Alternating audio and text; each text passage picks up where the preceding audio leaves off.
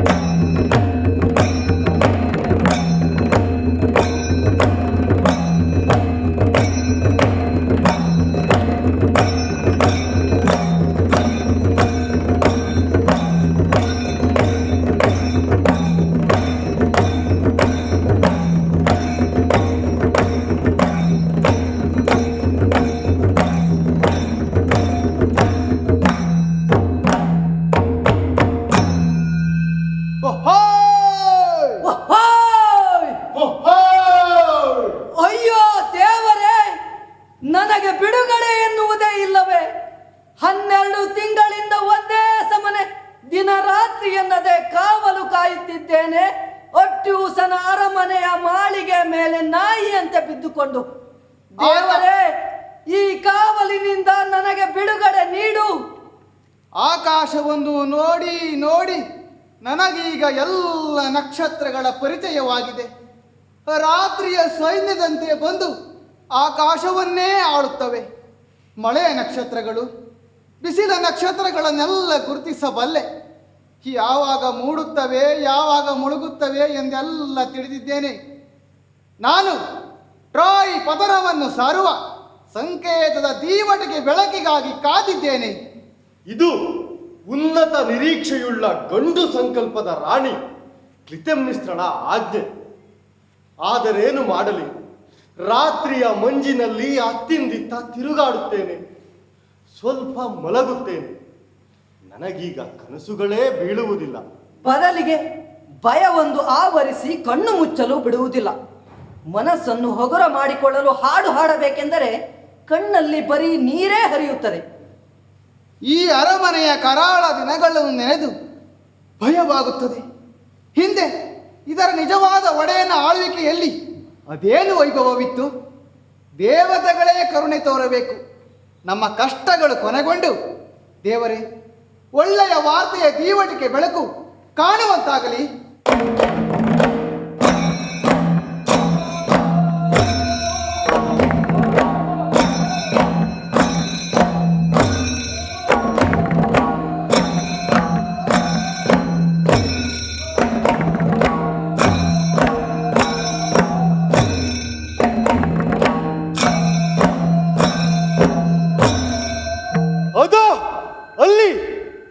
ದೀವಟಿಕೆಯ ಬೆಳಕು ಕಾಣುತ್ತಿದೆ ದೂರದಲ್ಲಿ. ನೋಡಿ, ದೀವಟಿಗೆ ಉರಿ ಬೆಂಕಿ ಕಾಣುತ್ತಿದೆ. ರಾತ್ರಿಯನ್ನ ಬೆಳಗಾಗಿಸಿದೆ. ದೀವಟಿಕೆ ಬೆಳಕೆ, ಸ್ವಾಗತ ನಿನಗೆ. ನೀ ತಂದ ಸುದ್ದಿಯನ್ನು ತಿಳಿದು ಆರ್ಗೋಸಿನ ಜನರಿನ್ನು ಕುಣಿದಾಡುವರು. ಒಳಗೆ ಯಾರಿದ್ದೀರಿ? ದಯವಿಟ್ಟು ರಾಣಿಯನ್ನು ಕರೆಯಿರಿ. ರಾಣಿ ಕ್ಲಿತೆಮ್ನಿಸ್ತ್ರ ಬಂದು ಈ ವಾರ್ತೆಯ ಬೆಳಕನ್ನು ಪ್ರಾರ್ಥನೆಯಿಂದ ಜಯಘೋಷದಿಂದ ಸ್ವಾಗತಿಸಲಿ. ದೀವಟಿಕೆಯ ಸಂಕೇತ ಸ್ಪಷ್ಟವಾಗಿದೆ. ಟ್ರಾಯ್ ನಗರ ನಮ್ಮದಾಗಿದೆ. ಅಗಮೆಮ್ನಾನ್ ಮೇಲೆ ದೇವತೆಗಳ ಕರುಣೆ ಇದೆ. ಅವನ ಅದೃಷ್ಟವೇ ನಮ್ಮ ಅದೃಷ್ಟ. ಅವನು ಸುರಕ್ಷಿತವಾಗಿ ಅರಮನೆಗೆ ಮರಳಲೆಂದು ದೇವತೆಗಳು ಕರುಣಿಸಲಿ.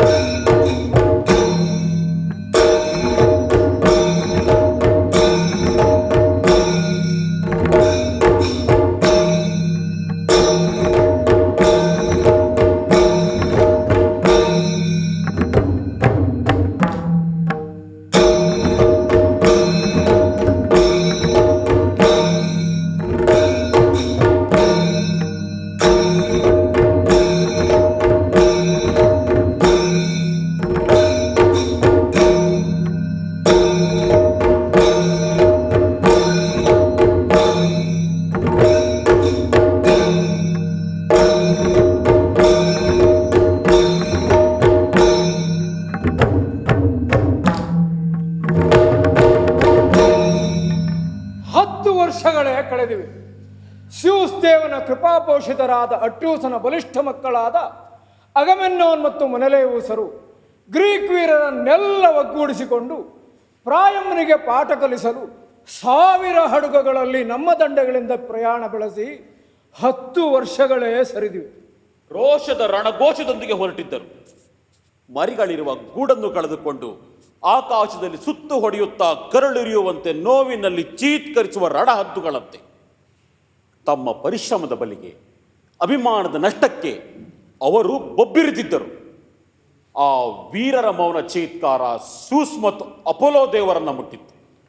ಕರುಣೆ ತೋರಿ ತಕ್ಷಣವೇ ಅವರು ಒಟ್ಟಿದ್ದರು ಉಗ್ರ ದೇವತೆಗಳನ್ನು. ಪಾಪದ ಪ್ರತೀಕಾರಕ್ಕಾಗಿ ವಿಶ್ವಾಸ ದ್ರೋಹ ಮಾಡಿದ ಪ್ಯಾರಿಸ್ನ ಮೇಲೆ ಅವನ ಮತ್ತು ಗಂಡನನ್ನು ತೊರೆದು ಓಡಿ ಹೋದ ಹೆಲನಳ ಪ್ರಮಾದವನ್ನು ಶಿಕ್ಷಿಸಲು ಅಟ್ರೂಸನ ಮಕ್ಕಳನ್ನು ಹರಿಬಿಟ್ಟರು. ಈಗ ಗ್ರೀಕ್ ಮತ್ತು ಟ್ರಾಯ್ ಎರಡೂ ದೇಶಗಳು ರಕ್ತದೋಕುಳಿಯಾಡುತ್ತಿವೆ. ಸಮರದಲ್ಲಿ ಸರಿಸಮವಾಗಿ ಶಿರಗಳನ್ನ ಚೆಂಡಾಡಿವೆ. ಪರಿಣಾಮ ದೈವೇಚ್ಛೆ. ನಮ್ಮ ವಯಸ್ಸಿನ ಕಾರಣದಿಂದ ಯುದ್ಧ ಪಡೆಯನ್ನು ಸೇರಲಾಗಲಿಲ್ಲ. ನಮಗೆ ಕೋರೂರಿದ್ದೇವೆ ನಾವು, ತೋಳಿನಲ್ಲಿ ಬಲವಿಲ್ಲದೆ. ಹಾಗಾಗಿ ನಮ್ಮನ್ನು ಬಿಟ್ಟು ಹೋದರು. ಕೊನೆಗಾಲದಲ್ಲಿ ಮುದುಕರಿಗೆ ಎಲ್ಲವೂ ಹಗಲಿನಲ್ಲಿ ಕಳೆದು ಹೋದ ಕನಸುಗಳಂತೆ.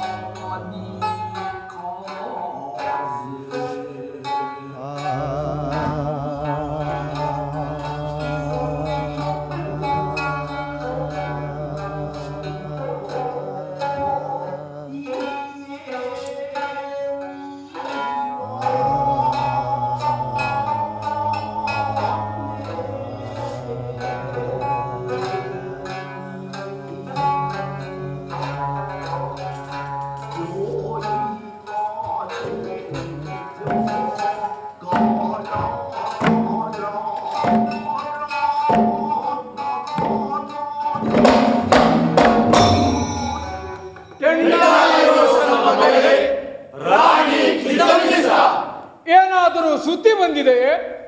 ಏನು ಸಮಾಚಾರ? ಊರ ತುಂಬ ಪೂಜೆ ಅರ್ಪಣೆಗಳಿಗೆ ಏಕೆ ಆಜ್ಞೆ ಮಾಡಿರುವೆ? ನಮ್ಮ ನಾಡನ್ನು ಕಾಯುವ ಆಕಾಶದ ದೇವತೆಗಳು, ಪಾತಾಳದ ದೇವತೆಗಳೆಲ್ಲರ ಪೂಜಾ ಪೀಠಗಳು ಅರ್ಪಣೆ ಬಲಿಗಳಿಂದ ತುಂಬಿ ತುಳುಕುತ್ತಿವೆ. ಎಲ್ಲೆಡೆ ದೀಪಗಳು ಪ್ರಜ್ವಲಿಸಿ ಕ್ರೋಧ ಕರಗಿ ಶಾಂತಿ ನೆಲೆಸಲೆಂದು ಬೇಡುತ್ತಿವೆ. ದೀಪಗಳಿಗೆ ಅರಮನೆಯ ಉಗ್ರಾಣದಿಂದ ಎಣ್ಣೆಯ ಸರಬರಾಜಾಗಿದೆ. ಏನು ವಿಷಯ ರಾಣಿ? ದಯವಿಟ್ಟು ನಮಗೆ ತಿಳಿಸು, ನಮ್ಮ ಭಯವನ್ನು ನಿವಾರಿಸು. ಈ ದೀಪಗಳು ನಮ್ಮ ಭರವಸೆಯನ್ನ ಜಾಗೃತಗೊಳಿಸಿವೆ, ಭಯವನ್ನ ಹೊಡೆದೋಡಿಸಿವೆ. ದಯವಿಟ್ಟು ಏನೆಂದು ಹೇಳು. ಹಗಲು ರಾತ್ರಿ ನಮ್ಮ ಹೃದಯಗಳನ್ನು ಭಾರವಾಗಿಸಿರುವ ಕರಾಳ ಭಯವನ್ನು ಭರವಸೆ ಎಂದು ತೊಲಗಿಸಲಿ. ಒಳಿತಾಗಲಿ, ಶುಭವಾಗಲಿ. ಒಳಿತಾಗಲಿ, ಶುಭವಾಗಲಿ. ಅಂದರೆ ಒಳಿತಿನ ಅರ್ಥವೇನು? ದೇವರು ಅಂದರೆ ಯಾರು? ಅವನ ಹೆಸರೇನು? ಮನುಷ್ಯರು ನೀಡುವ ಹೆಸರನ್ನು ಸ್ವೀಕರಿಸುವುದಾದರೆ ಅವನನ್ನು ಶೂಸ್ ಎಂದು ಕರೆಯುತ್ತೇವೆ. ಮನಸ್ಸಿನಲ್ಲಿ ಸಂದೇಹಗಳು ತುಂಬಿವೆ. ಶಾಂತಿ ಸಮಾಧಾನಗಳಿಗಾಗಿ ಬಹುಕಾಲ ಹುಡುಕಿದ್ದೇವೆ. ಆದರೂ ಈ ದುಗುಡವನ್ನು, ಅಕಾರಣ ಭಯವನ್ನು ನೀಗಿಸುವಂತಹ ಯಾವುದೇ ನಂಬಿಕೆ ತತ್ವಗಳು ಈವರೆಗೆ ಸಿಗಲಿಲ್ಲ, ಸ್ಯೂಸ್ ದೇವನನ್ನು ಬಿಟ್ಟು. ಸ್ಯೂಸ್ ದೇವನ ಸಂಕಲ್ಪವು ಮನುಷ್ಯನಿಗಾಗಿ ಒಂದೇ ಒಂದು ವಿವೇಕದ ದಾರಿಯನ್ನು ನಿಶ್ಚಯಿಸಿದೆ. ಮನುಷ್ಯ ವಿವೇಕಿಯಾಗಲು ನೋವನ್ನುಣ್ಣಲೇಬೇಕು. ನೋವು ವಿವೇಕಕ್ಕೆ ದಾರಿ.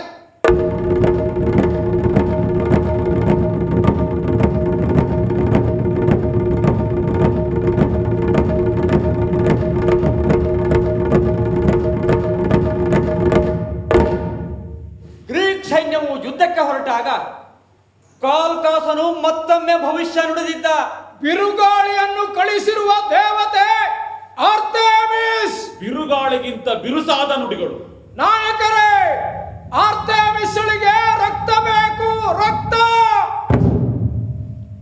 ಆಗ ಅಗಮೆಮ್ನೋನು ಯುದ್ಧದಿಂದ ಹಿಂದೆ ಸರಿಯುವುದಕ್ಕಿಂತ ತನ್ನ ಮಗಳ ಜೀವವನ್ನೇ ಬಲಿಕೊಡಲು ಸಿದ್ಧನಾದ.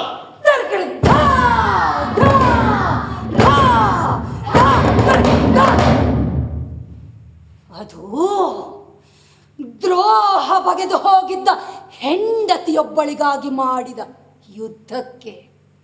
ಗಾಳಿ ಇಲ್ಲದೆ ತಡೆದು ನಿಂತ ಸೈನ್ಯದ ಬಿಡುಗಡೆಗೆ ಬೆಲೆ ಅವನ ಮಗಳ ಜೀವವಾಯಿತು. ಈಗ ಅದೆಲ್ಲ ಹಳೆಯ ಕಥೆ. ಇನ್ನೊಮ್ಮೆ ಹೇಳಿ, ಅದೆಲ್ಲ ಹಳೆಯ ಕಥೆ. ಮಹಾರಾಣಿ ಪ್ರೀತಮಿಶ್ರ, ನಿನ್ನ ಆಜ್ಞೆಯನ್ನು ಮನ್ನಿಸಿ ನಾವು ಬಂದಿದ್ದೇವೆ. ನಮ್ಮ ದೊರೆಯ ಅನುಪಸ್ಥಿತಿಯಲ್ಲಿ ಅವನ ಹೆಂಡತಿಯಾದ ನಿನ್ನ ಆಜ್ಞೆಯನ್ನು ಪಾಲಿಸುವುದು ನಮ್ಮ ಕರ್ತವ್ಯ. ಏನಾದರೂ ಸಂದೇಶ ಬಂದಿರುವುದೇ? ಈ ಅರ್ಪಣೆಗಳೆಲ್ಲ ಒಳ್ಳೆಯದರ ಬಹುಕಾಲದಿಂದ ನಾವು ಕಾದಿದ್ದ ಸಂದೇಶದ ಸಂಕೇತವೇ? ಕತ್ತಲಿನೊಡಲಿನಿಂದ ಹೊಮ್ಮುವ ಸೂರ್ಯೋದಯ ಶುಭ ಸಂದೇಶವನ್ನು ತರುವುದೆಂಬ ನಂಬಿಕೆ ಇದೆ. ನಮ್ಮೆಲ್ಲರ ನಿರೀಕ್ಷೆಗಿಂತ ಮಿಗಿಲಾದ ಸಂತೋಷದ ಸಂದೇಶ ಬಂದಿದೆ. ಪ್ರಾಯಂನ ಹೆಮ್ಮೆಯ ನಗರ ಟ್ರಾಯ್ ನಗರ ಗ್ರೀಕ್ ಯೋಧರ ವಶವಾಗಿದೆ. ಏನು ಸರಿಯಾಗಿ ಕೇಳಿದ್ದೇನೆ ನಾನು? ನನ್ನ ಕಿವಿಗಳನ್ನೇ ನಂಬಲಾರೆ. ಟ್ರಾಯ್ ನಗರ ನಮ್ಮದಾಗಿದೆ. ಅರ್ಥವಾಯಿತೆ? ಹರ್ಷದಿಂದ ನನ್ನ ಕಣ್ಣುಗಳು ತುಂಬಿ ಬಂದಿವೆ. ಈ ಸಂದೇಶಕ್ಕೆ ನಿಖರವಾದ ಸಾಕ್ಷಿ ಇದೆ. ಯಾವ ದೇವತೆಗಳ ಮೋಸದ ಕೈವಾಡವಿಲ್ಲವೆಂದು ನಂಬಿದ್ದೇನೆ. ದೇವತೆಯೇ ಅಂದರೆ ನೀನಿದನ್ನು ಕನಸಿನಲ್ಲಿ ಕಂಡೆಯಾ? ನಾನು ಕನಸುಗಳ ಬೆನ್ನು ಹತ್ತಿ ಹೋಗುವವಳಲ್ಲ. ಮತ್ತೆ ಯಾವ ಸಾಕ್ಷಿ ಇದೆ? ಟ್ರಾಯ್ ನಗರ ವಶವಾದದ್ದು ಯಾವಾಗ ಎಂದು ನಾವು ತಿಳಿಯಬೇಕು. ಇಂದಿನ ಸೂರ್ಯನು ಹುಟ್ಟಿ ಬಂದ ರಾತ್ರಿಯಲ್ಲಿ. ಯಾವ ಸುದ್ದಿಗಾರ ರಾತ್ರೋರಾತ್ರಿ ಇಷ್ಟು ಬೇಗ ಒಂದು ಸಂದೇಶವನ್ನು ಮುಟ್ಟಿಸಿದ? ಅಗ್ನಿದೇವತೆ. ಸುದ್ದಿ ತಂದವನು ಅಗ್ನಿದೇವತೆ. ಅಗ್ನಿಯ ಸಂಕೇತದ ಪ್ರಾರಂಭವಾದದ್ದು ಟ್ರಾಯ್ ಪಕ್ಕದ ಪರ್ವತ ಇಡಾದಿಂದ. ಅಲ್ಲಿಂದ ಇಲ್ಲಿಯವರೆಗೆ ಒಂದು ಪರ್ವತ ಶಿಖರದಿಂದ ಇನ್ನೊಂದು ಪರ್ವತ ಶಿಖರಕ್ಕೆ ದೀವಟಿಗೆಯ ಉರಿಯ ಸಂಕೇತ ಸರದಿಯಾಗಿ ರವಾನೆಯಾಗಿದೆ. ಹಿರಿಯರೇ, ಇದೇ ನಾನು ನಿಮಗೆ ಕೊಡುವ ಸಾಕ್ಷಿ. ಇದೇ ಅಗಮೆಮ್ನಾನನು ಟ್ರಾಯ್ನಿಂದ ನನಗೆ ಕಳುಹಿಸಿರುವ ಸಂದೇಶ. ಒಡತಿ, ಇದಕ್ಕಾಗಿ ದೇವತೆಗಳಿಗೆ ವಂದಿಸುತ್ತೇವೆ. ಜೊತೆಗೆ ಈ ಅದ್ಭುತವು ಹೇಗೆ ಸಂಭವಿಸಿತೆಂದು ತಿಳಿಯುವ ಬಯಕೆ. ಸ್ವಲ್ಪ ಬಿಡಿಸಿ ಹೇಳುವೆಯಾ? ಈ ದಿನ ಟ್ರಾಯ್ ನಗರ ಗ್ರೀಕರ ವಶವಾಗಿದೆ. ಸಂಕಟದ ಆಕ್ರಂದನಗಳು ಅದರ ಕೋಟೆ ಗೋಡೆಗಳಿಗೆ ಬಡಿದು ಪ್ರತಿಧ್ವನಿಸುತ್ತಿವೆ. ಎಣ್ಣೆ ನೀರು ಎಂದಾದರೂ ಒಂದಾಗುವುದುಂಟೆ? ಅದರಂತೆಯೇ ಟ್ರಾಯ್ನ ಬೀದಿಗಳಲ್ಲಿ ವೈರುಧ್ಯವಮಯ ಪರಿಸ್ಥಿತಿ. ಒಂದೆಡೆ ಸೋತವರ ಆಕ್ರಂದನ, ಇನ್ನೊಂದೆಡೆ ಗೆದ್ದವರ ಜಯಕಾರ. ಒಂದೇ ಹೊತ್ತಿಗೆ ಸಂಕಟ ಸಂತೋಷ ಎರಡು. ಈ ಕಡೆ ಟ್ರಾಯ್ ನಗರದ ಹೆಂಗಸರು ತಮ್ಮ ಗಂಡಂದಿರ ಅಣ್ಣ ತಮ್ಮಂದಿರ ಮೇಲೆ ಬಿದ್ದು ಶೋಕಿಸುತ್ತಿದ್ದಾರೆ. ಮುಪ್ಪಿನ ತಾತಂದಿರು ತಮ್ಮ ಹರೆಯದ ಮೊಮ್ಮಕ್ಕಳ ನೆನೆದು ದುಃಖಿಸುತ್ತಿದ್ದಾರೆ. ಇನ್ನೊಂದೆಡೆ ವಿಜಯಿಗಳು ರಾತ್ರಿಯ ಭಾರೀ ಕದನದಲ್ಲಿ ವೈರಿಗಳನ್ನು ಧೂಳೀಪಟವಾಗಿಸಿದ್ದಾರೆ. ನಂತರ ದಣಿದ ಅವರು ಹಿರಿಕಿರಿಯರೆನ್ನದೆ ಪಾಲಿಗೆ ಬಂದ ಟ್ರೋಜನ್ನರ ಮನೆಗಳಲ್ಲಿ ರಾತ್ರಿಗಳನ್ನು ಕಳೆದಿದ್ದಾರೆ. ಕೈವಶವಾದ ಆ ನಗರದ ದೇವತೆಗಳಿಗೆ ವಂದಿಸಿ ಅವರ ಪವಿತ್ರ ಸ್ಥಾನವನ್ನು ಕಲುಷಿತಗೊಳಿಸದೇ ಇದ್ದರೆ ವಿಜಯಿಗಳು ಸುರಕ್ಷಿತವಾಗಿ ತಿರುಗಿ ಬಂದರು. ಸಂಪತ್ತಿನ ವಿಪರೀತ ಆಮಿಷ ಸೈನಿಕರನ್ನು ಕಾಡದಿರಲಿ. ನಾವೆಲ್ಲ ಅವರನ್ನು ಸುರಕ್ಷಿತವಾಗಿ ಮರಳಿ ಕಾಣುವಂತಾಗಲಿ.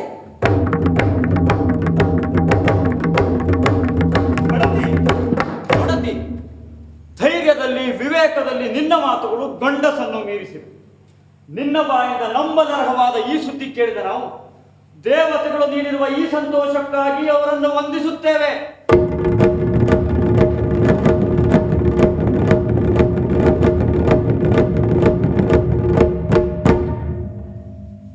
ಮಾಡಿದ ಅನ್ಯಾಯಕ್ಕೆ ಬೆಲೆ ತೆರಲೇಬೇಕು. ಸ್ಯೂಸ್ ದೇವನ ಕೈ ಸೊಕ್ಕಿದವರನ್ನು ಅವರು ಏರಿರುವ ಎತ್ತರದಿಂದ ಕೆಳಗೆ ಬೀಳಿಸುತ್ತದೆ ಎನ್ನುವ ಗಾದೆ ಇದೆ. ಒಮ್ಮೆ ಸಿರಿಯ ಉತ್ಕರ್ಷದಲ್ಲಿ ನ್ಯಾಯವನ್ನು ಧಿಕ್ಕರಿಸಿ ತಪ್ಪು ಮಾಡಿದವನಿಗೆ ಉಳಿಗಾಲವಿಲ್ಲ. ಯಾವತ್ತೂ ಮಧ್ಯಮ ಮಾರ್ಗವೇ ಉತ್ತಮ. ಇತ್ತ ಕದನಕ್ಕೆ ಕಳುಹಿಸಿದ ಸೈನಿಕರ ಬದಲಾಗಿ ಮನೆಗೆ ಬಂದಿದೆ ಅವರ ಬೂದಿ ಚಂದದ ಜಾಡಿಗಳಲ್ಲಿ. ಕಳಿಸಿಕೊಟ್ಟ ಮನುಷ್ಯನಿಗೆ ಕಟ್ಟಿದ ಬೆಲೆಯಾಗಿ. ಅವನೊಬ್ಬ ನಿಜವಾದ ಯೋಧ ಎಂದು ಕೆಲವರೆಂದರೆ, ಇನ್ನೂ ಕೆಲವರು ಸುತ್ತೆಲ್ಲ ಸಾವು ಸುತ್ತುವರೆದಿದ್ದರೂ ಕೆಚ್ಚಿನಿಂದ ಕಾದುತ್ತಲೇ ಮಡಿದ ಎನ್ನುವರು. ಮಧ್ಯೆ ಸಣ್ಣ ಅಸಮಾಧಾನದ ಪಿಸುಮಾತು, ಹೌದು ಇನ್ನೊಬ್ಬನ ಹೆಂಡತಿಗಾಗಿ ಎಂದು. ಹೆಲ್ಲಾಸಿನ ಯುವ ಯೋಧರು ಟ್ರಾಯ್ ನೆಲದಲ್ಲಿ ಕಾದು ಮಡಿದಿದ್ದಾರೆ. ತನ್ನದೇ ನಾಡಿನ ಯೋಧರನ್ನು ಹತಗೈದ ವಿಜಯಿಗಳನ್ನು ಆ ನೆಲ ತನ್ನ ಮಡಿಲಲ್ಲಿ ಮಲಗಿಸಿಕೊಂಡಿದೆ. ರೋಷ ತುಂಬಿದ ನಾಡಿನ ದನಿಯು ಭಯಂಕರ ಶಾಪವಾಗಿ ತಟ್ಟದಿರುವುದೇ? ಜನಸಮುದಾಯವನ್ನು ಹತ್ಯೆಗೈದವನ ಮೇಲೆ ದೇವರು ಕಣ್ಣಿಟ್ಟಿರುತ್ತಾನೆ. ಅಗಾಧ ಕೀರ್ತಿ ಅತಿಶಯ ಪ್ರಶಂಸೆಗಳಲ್ಲಿ ಅಪಾಯವಡಗಿದೆ. ಎತ್ತರದ ಬೆಟ್ಟಗಳಿಗೆ ತಾನೇ ದೇವರ ಸಿಡಿಲು ಬಡಿಯುವುದು.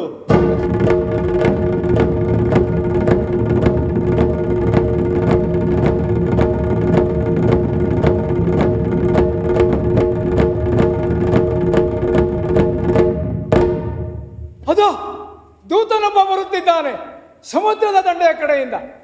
ಆಲಿವೇಳೆಗಳ ಕಿರೀಟ ಕಟ್ಟಿಕೊಂಡು. ಆ ದೂತ ಹೇಳಬಲ್ಲ ಟ್ರಾಯ್ ನಗರ ಸುಟ್ಟು ಹೊಗೆ ಎದ್ದ ಸುದ್ದಿ ನಿಜವೇ ಎಂದು.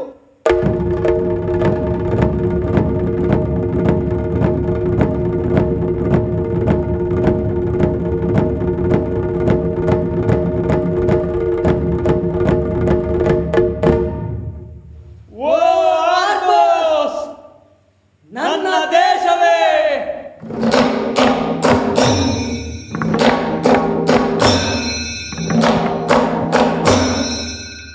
ಓ ಆರ್ಗೋಸ್, ನನ್ನ ದೇಶವೇ, ನನ್ನ ತಾತ ಮುತ್ತಾತಂದಿರು ಬದುಕಿ ಬಾಳಿದ ನಾಡು.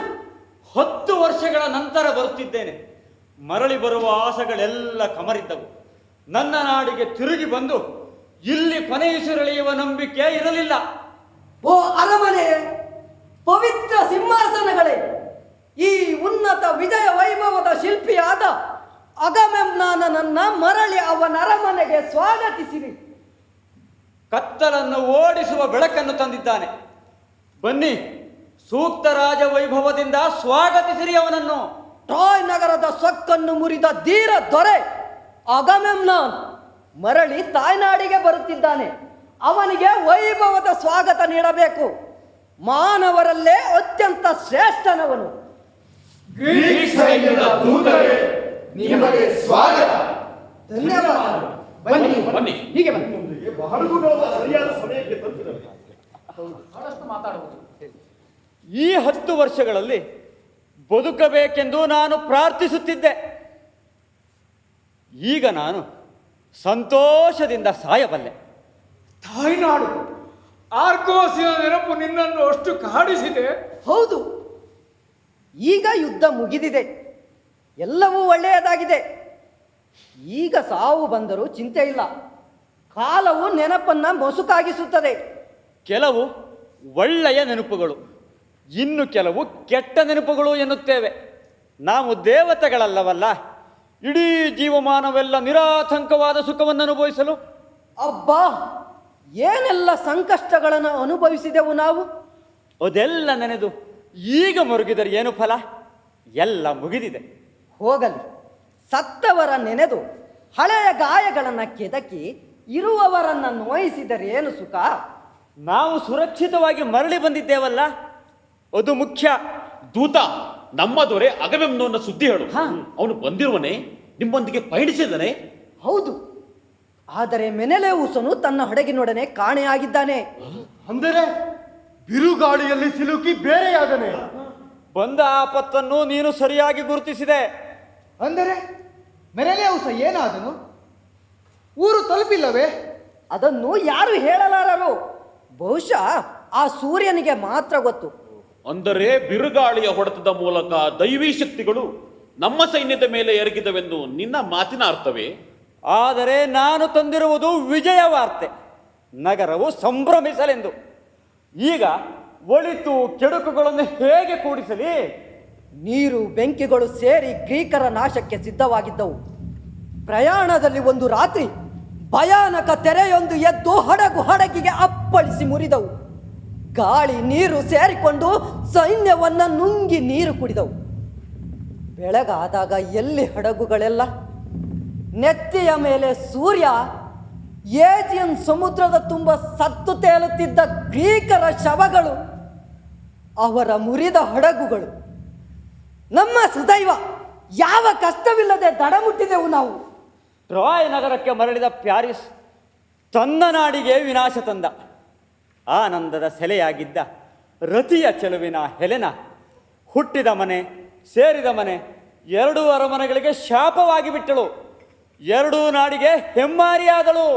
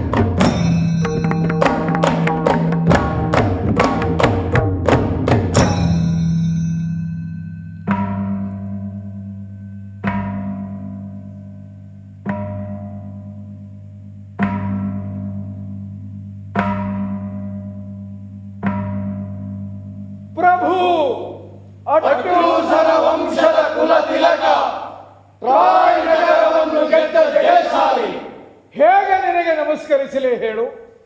ನಮ್ಮೆದೆಯಲ್ಲಿರುವ ಭಕ್ತಿ ವಿಶ್ವಾಸಗಳನ್ನು ಹೇಗೆ ವ್ಯಕ್ತಪಡಿಸಲಿ? 10 ವರ್ಷಗಳ ಹಿಂದೆ ನೀನು ಹೆಲನಳಿಗಾಗಿ ಗ್ರೀಕ್ ಸೈನ್ಯವನ್ನ ಯುದ್ಧಕ್ಕೆ ಸನ್ನದ್ಧಗೊಳಿಸಿದಾಗ ಅದನ್ನು ಅನೇಕರು ಅವಿವೇಕ ಎಂದರು. ಮೂಢನಂಬಿಕೆಯ ಸೈನಿಕರ ವಿಶ್ವಾಸ ಗಳಿಸಲು, ಬಿರುಗಾಳಿಯನ್ನು ನಿಲ್ಲಿಸಲು ಬಲಿ ನೀಡಿದ್ದನ್ನು ನಾವು ಖಂಡಿಸಿದೆವು, ಅನುಚಿತ ಎಂದೆವು.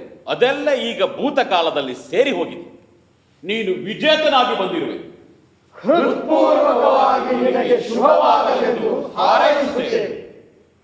ಮೊದಲಿಗೆ ಆರ್ಗೋಸ್ ಮತ್ತು ಆರ್ಗೋಸಿನ ನಾಡದೇವತೆಗಳೇ, ನಾನು ಸುರಕ್ಷಿತವಾಗಿ ಮರಳಿ ಬಂದಿರುವುದಕ್ಕೆ ನಿಮಗೆ ವಂದನೆಗಳು.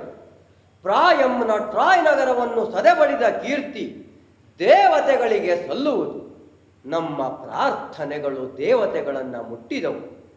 ಯುದ್ಧದಲ್ಲಿ ವಿಜಯ ನಮಗೊಲಿದದ್ದಕ್ಕೆ ದೇವತೆಗಳಿಗೆ ಅನಂತ ಅನಂತ ನಮನಗಳು. ಒಂದು ಹೆಣ್ಣಿಗಾದ ಅಪಚಾರಕ್ಕೆ ಟ್ರಾಯ್ ನಗರ ಬೆಲೆ ತೆತ್ತಿದೆ. ಆರ್ಗೋಸಿನ ಸಿಂಹಗಳು ನಡುರಾತ್ರಿಯಲ್ಲಿ ಕಟ್ಟಿಗೆಯ ಕುದುರೆಯ ಹೊಟ್ಟೆಯಿಂದ ಹೊರಬಂದು ಟ್ರಾಯ್ ನಗರವನ್ನು ಸುಟ್ಟು ಬೂದಿ ಮಾಡಿದರು. ಬನ್ನಿ, ಇನ್ನು ದೇಶದ ಕಾರ್ಯಗಳಿಗೆ ಬೇಗನೆ ಸಭೆಯೊಂದನ್ನು ಕರೆದು ಚರ್ಚಿಸಬೇಕಾಗಿದೆ. ಈಗ ನಾನು ನನ್ನ ಅರಮನೆಯ ಒಳಗೆ ಹೋಗಿ ನಾವು ಸುರಕ್ಷಿತವಾಗಿ ಮರಳಿ ಬರುವಂತೆ ಅನುಗ್ರಹಿಸಿದ ನಮ್ಮ ಮನೆ ದೇವತೆಗಳಿಗೆ ವಂದಿಸುತ್ತೇನೆ.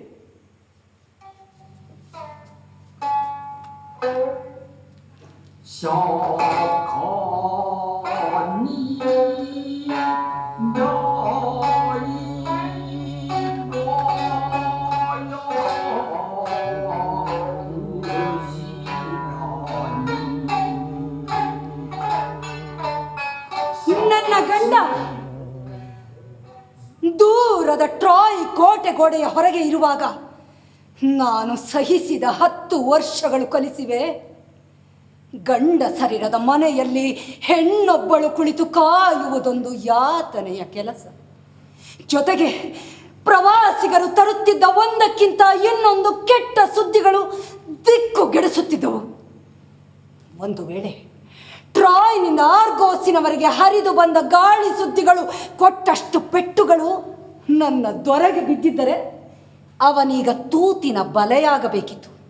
ಅಥವಾ ಸುದ್ದಿ ಬಂದಾಗೊಮ್ಮೆ ಸತ್ತಿದ್ದರೆ ಪ್ರತಿ ಸಾವಿಗೊಂದು ಸಮಾಧಿ, ಒಂದು ದೇಹ ಬೇಕಾಗುತ್ತಿತ್ತು. ಪ್ರತಿ ಸಲ ಕೇಳಿ ಬರುತ್ತಿದ್ದ ಕೆಟ್ಟ ಸುದ್ದಿಗಳು ಜೀವ ಹಿಂಡುತ್ತಿದ್ದವು.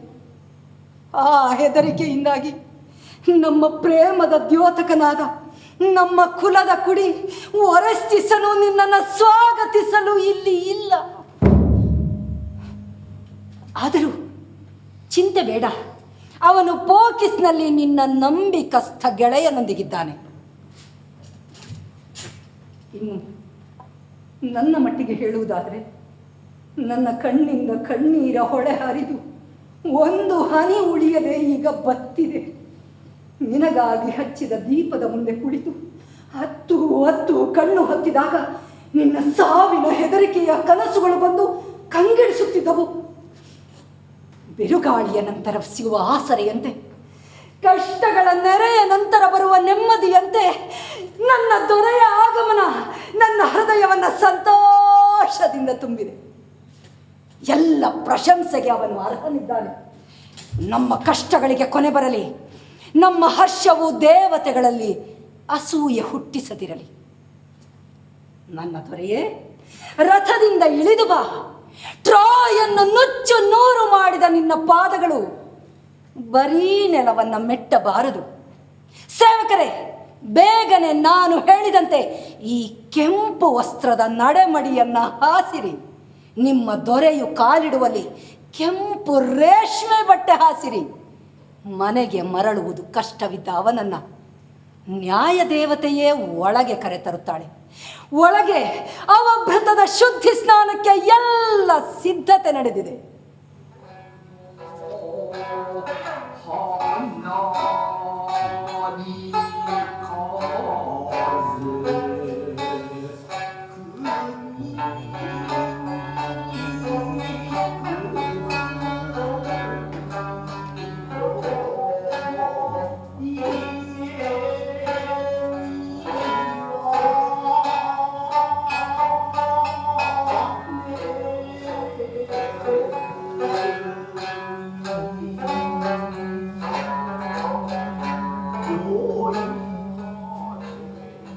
ಲಿಡಾದೇವಿಯ ಮಗಳೇ, ನನ್ನ ಮನೆಯೊಡತಿಯೇ, ನಿನ್ನ ಮಾತುಗಳು ನನ್ನ ದೀರ್ಘವಾದ ಅನುಪಸ್ಥಿತಿಯನ್ನು ನೆನಪಿಸುತ್ತವೆ. ಹೆಗ್ಗಳಿಕೆಯ ಮಾತುಗಳು ಬೇಡ. ಇಲ್ಲಿ ಹರಡಿದ ಕೆಂಪು ಮೇಲ್ವಾಸು ದೇವತೆಗಳಿಗೆ ಮಾತ್ರ ಯೋಗ್ಯ. ಮನುಷ್ಯ ಮಾತ್ರದವನಾಗಿ ಈ ಅಮೂಲ್ಯ ಬಟ್ಟೆಯ ಮೇಲೆ ಕಾಲಿರಿಸುವುದು ಸರಿಯಲ್ಲ. ನನಗೆ ಮನುಷ್ಯನಿಗೆ ಸಲ್ಲುವ ಗೌರವ ಸಾಕು, ದೇವಯೋಗ್ಯವಾದ ಗೌರವ ಬೇಡ. ಈ ರೇಷ್ಮೆಯ ಹಾಸಿಲ್ಲದಿದ್ದರೂ ನನ್ನ ಕೀರ್ತಿಯೇನೂ ಕಡಿಮೆಯಾಗದು. ಪವಿತ್ರವಾದ ಈ ನಡೆಮಡಿಯ ಮೇಲೆ ನಡೆದು ನನ್ನಿಂದ ಅಪಚಾರವಾಗಬಾರದು. ನೀನೇನು ಚಿಲ್ಲರೆ ತುಂಡರಸನಲ್ಲ, ಅಖಂಡ ಖ್ಯಾತಿಯ ಅಗಮೆಮ್ನಾನ್. ಸುರಕ್ಷಿತವಾಗಿ ಮನೆಗೆ ಮರಳಿದ್ದೀಯೆ. ಮರವೊಂದು ಹೊಸ ನೀರಿನಿಂದ ಹೊಸ ರೆಂಬೆಯನ್ನು ಹೊಮ್ಮಿಸುವಂತೆ ನಿನ್ನ ಆಗಮನವಾಗಿದೆ. ವರ್ಷಗಳ ಕಹಿಯ ನಂತರ ಸಿಹಿ ಸಂತಸ ತಂದಿದೆ. ಅದಕ್ಕೆ ಈ ಗೌರವ? ನಾನು ಹೇಳಿದೆನಲ್ಲ, ನಾನು ಹಗುರವಾದ ಮನಸ್ಸಿನಿಂದ ನನ್ನ ಮನೆಯನ್ನ ಪ್ರವೇಶಿಸ ಬಯಸುತ್ತೇನೆ. ಒಂದು ವೇಳೆ ಪ್ರಾಯಮ್ಮನೇ ವಿಜಯಿಯಾಗಿದ್ದರೆ ಅವನೇನು ಮಾಡುತ್ತಿದ್ದ? ಸ್ವಲ್ಪ ಯೋಚಿಸು. ವಾದ ಮಾಡುವುದು ಹೆಂಗಸಿಗೆ ಶೋಭಿಸುವುದಿಲ್ಲ. ಒಮ್ಮೊಮ್ಮೆ ಘನತೆಯುಳ್ಳವರು ಕೂಡ ಸೋಲು ಒಪ್ಪಿಕೊಳ್ಳಬೇಕು. ಇದು ಒಂದು ಸಮರವೇ ಆಯ್ತಲ್ಲ. ಒಪ್ಪಿಕೊಂಡರೆ ನೀನೇ ವಿಜಯಿ, ನನಗೂ ನನ್ನ ವಿಜಯ ದೊರೆತಂತೆ. ಒಬ್ಬ ಹೆಂಡತಿಗೆ ಯುದ್ಧಕ್ಕೆ ತೆರಳಿ ದೇವರ ಕೃಪೆಯಿಂದ ಸುರಕ್ಷಿತವಾಗಿ ಮನೆಗೆ ಮರಳಿದ ಗಂಡನನ್ನ ವೈಭವದಿಂದ ಸ್ವಾಗತಿಸುವುದಕ್ಕಿಂತ ಹೆಚ್ಚಿನ ಸಂತೋಷ ಇನ್ನಾವುದಿದೆ? ಸರಿ, ನಿನ್ನ ಮಾತಿಗೆ ಕೊಟ್ಟು ಬಿದ್ದು ಈ ಕೆಂಪು ವಸ್ತ್ರದ ಮೇಲೆ ನಡೆದು ಮನೆಯೊಳಗೆ ಬರುತ್ತೇನೆ. ನಾನು ಈ ಕೆಂಪು ವಸ್ತ್ರದ ಮೇಲೆ ನಡೆಯುವಾಗ ಯಾವ ದೇವತೆಯೂ ನೋಡದಿರಲಿ. ಬೇಡ ದೊರೆಯೇ, ಬೇಡ. ಇದು ಅಪಾಯದ ಮುನ್ಸೂಚನೆ. ಕಸಾಂದ್ರ, ಮಹಾರಾಣಿ, ಇವರನ್ನ ಒಳಗೆ ಕರೆದೊಯ್ಯಿ. ಸರಿಯಾಗಿ ನೋಡಿಕೊ. ಗೆದ್ದವರು ಕರುಣೆ ತೋರಬೇಕು. ಗುಲಾಮರಾಗಲು ಯಾರೂ ಬಯಸುವುದಿಲ್ಲ. ಸೈನ್ಯವು ಇವರನ್ನು ನನಗೆ ಉಡುಗೊರೆಯಾಗಿ ನೀಡಿದೆ. ಇಡೀ ಟ್ರಾಯ್ ರಾಜ್ಯದ ಶ್ರೀಮಂತಿಕೆಯ ಸಿರಿಮುಡಿ ಇವರು. ಆಗಬಹುದು. ಇನ್ನು ನಿನ್ನ ಮಾತಿಗೆ ಕೊಟ್ಟು ಬಿದ್ದು ಈ ಕೆಂಪು ವಸ್ತ್ರದ ಮೇಲೆ ನಡೆದು ಮನೆಯೊಳಗೆ ಬರುತ್ತೇನೆ. ನಡೆ. ಮೊದಲು ಬಲಿ ಪೂಜೆಗಳಿಂದ ದೇವತೆಗಳನ್ನ ತೃಪ್ತಿಪಡಿಸಬೇಕು.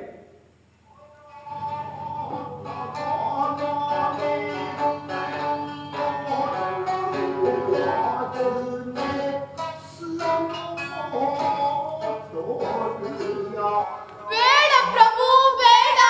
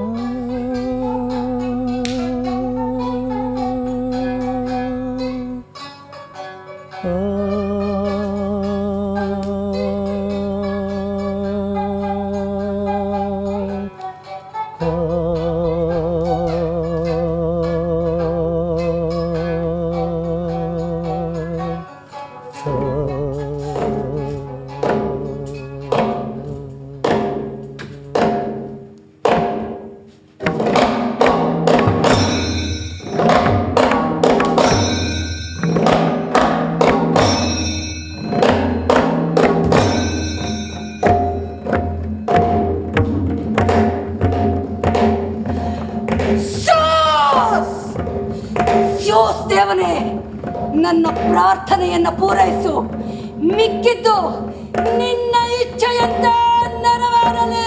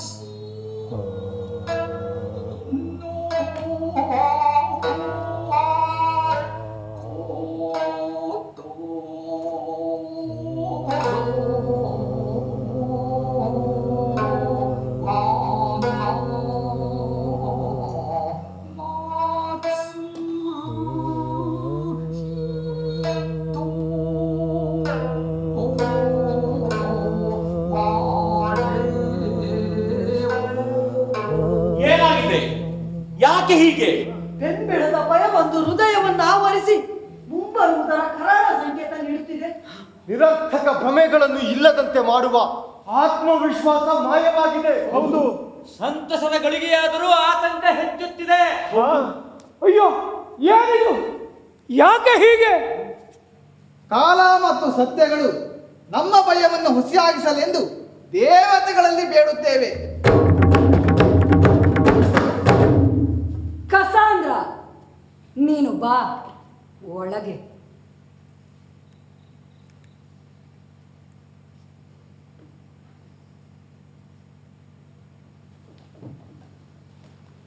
ಕೇಳಿಸಿತೆ? ನಡೆ ಒಳಗೆ. ಈ ಅರಮನೆಯಲ್ಲಿ ನಿನ್ನ ಬಗ್ಗೆ ಕೆಟ್ಟ ಭಾವನೆಗಳಿಲ್ಲ. ಅದಕ್ಕಾಗಿ ನೀನು ಸ್ಯೂಸನಿಗೆ ಋಣಿಯಾಗಿರಬೇಕು. ನೀನು ನಮ್ಮ ಪೂಜಾ ಪೀಠದ ಬಳಿ ಬಂದು ಉಳಿದೆಲ್ಲ ಗುಲಾಮರ ಜೊತೆ ನಿಂತು ಪವಿತ್ರ ಬಲಿಪೂಜೆ ಶುದ್ಧಿ ಸ್ನಾನ ಕ್ರಿಯೆಯಲ್ಲಿ ಭಾಗವಹಿಸು.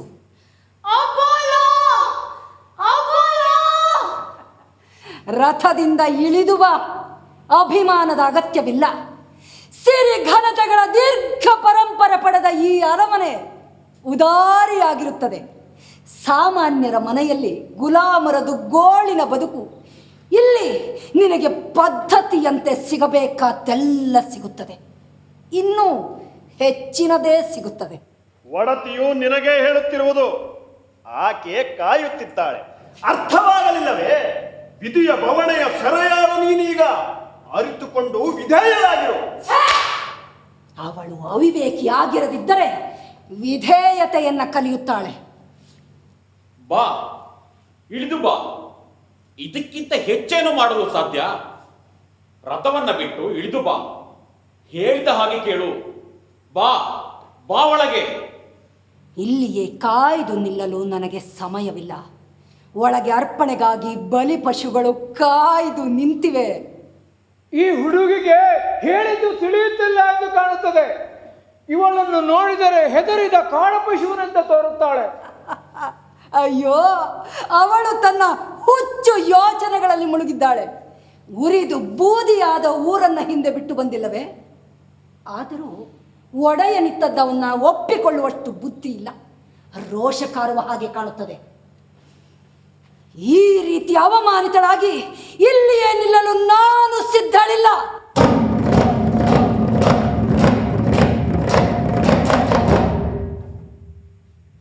ನನಗೆ ಸಿಟ್ಟಿನ ಬದಲು ಕರುಣೆ ಬರುತ್ತಿದೆ. ಬಾ, ಪಾಪದ ಹುಡುಗಿ, ಇಳಿದು ಬಾ.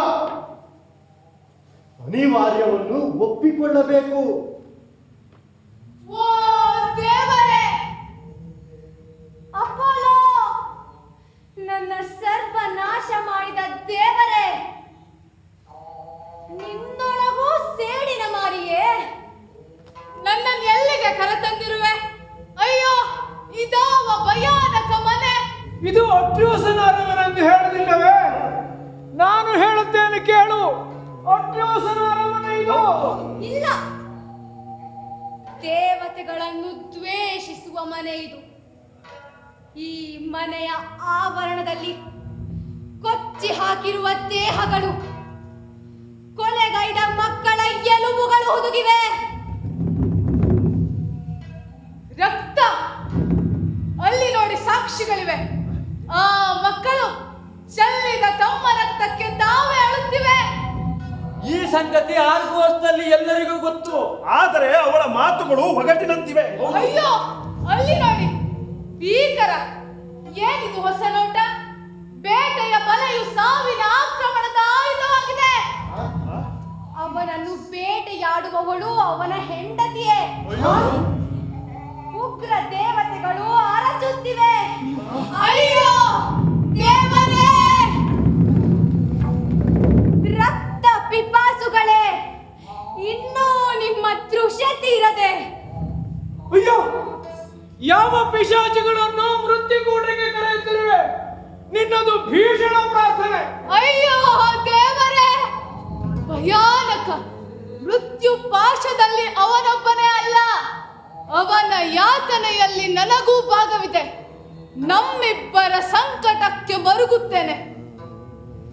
ನಿರ್ದಯಿ ಅಪೋಲೋ, ನನ್ನನ್ನು ಇಲ್ಲಿಗೆ ಏಕೆ ಕರೆತಂದೆ? ಅವನ ಮೇಲೆ ಎರಗಿರುವ ಮೃತ್ಯುವಿನ ಭಾಗವಾಗಲು ಕರೆತಂದೆಯಾ?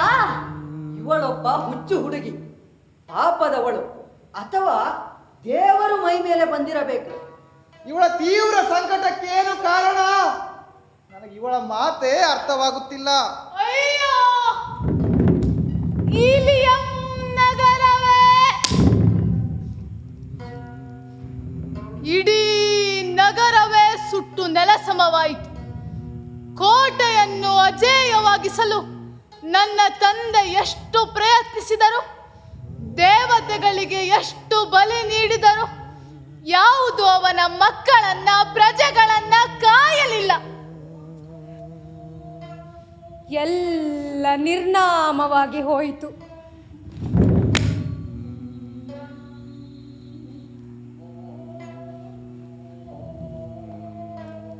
ನಾನು ಮೊದಲೇ ಹೇಳಿದಂತೆ ಈಗ ನಾನು ನನ್ನ ಸೋದರರನ್ನು ಸೇರಲು ಹೊರಟಿದ್ದೇನೆ. ಇಷ್ಟರಲ್ಲೇ ಈ ನೆಲ ನನ್ನ ಬಿಸಿ ರಕ್ತದಿಂದ ತೊಯ್ಯಲಿದೆ. ಯಾವ ದೇವತೆ ನಿಷ್ಕರುಣಿಯಾಗಿ ನಿಮ್ಮ ಹೃದಯದಿಂದ ಇಂತಹ ಘೋರ ಸಂಗೀತವನ್ನು ಹೊರಡಿಸುತ್ತಿರುವನು? ಹಾಗಿದ್ದರೆ ಕೇಳಿ, ಇಂದು ನನ್ನ ಭವಿಷ್ಯವಾಣಿಯು ನವವಧುವಿನಂತೆ ಮುಸುಕಿನ ಮರೆಯಲ್ಲಿರಲಾರದು. ಬದಲಿಗೆ ಬಿರುಗಾಳಿಯಂತೆ ಬಂದು ಅಪ್ಪಳಿಸುವುದು. ಇದರಲ್ಲಿ ಹಳೆಯದೊಂದು ಘೋರ ಅಪರಾಧದ ಎಳೆ ಇದೆ. ಈ ಛಾವಡಿಯಡಿಯಲ್ಲಿ ರಾಜವಂಶದ ರಕ್ತ ಹೀರುತ್ತಾ ಉಚ್ಚಾಟಿಸಲಾಗದಂತೆ ಮದಿಸಿದ ಪಿಶಾಚ ಶಕ್ತಿಗಳು ಮನೆ ಮಾಡಿಕೊಂಡು ಕುಳಿತಿವೆ. ಕೆಡುಕಿನ ಹಾಡನ್ನು ಹಾಡುತ್ತಿವೆ.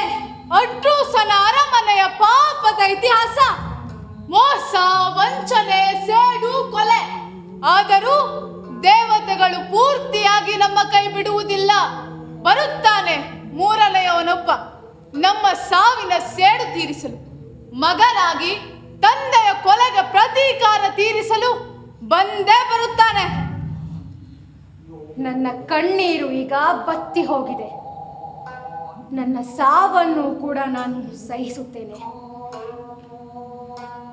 ಓ ಕತ್ತಲೆಯ ಜಗತ್ತೇ, ನನ್ನನ್ನು ಸ್ವೀಕರಿಸು.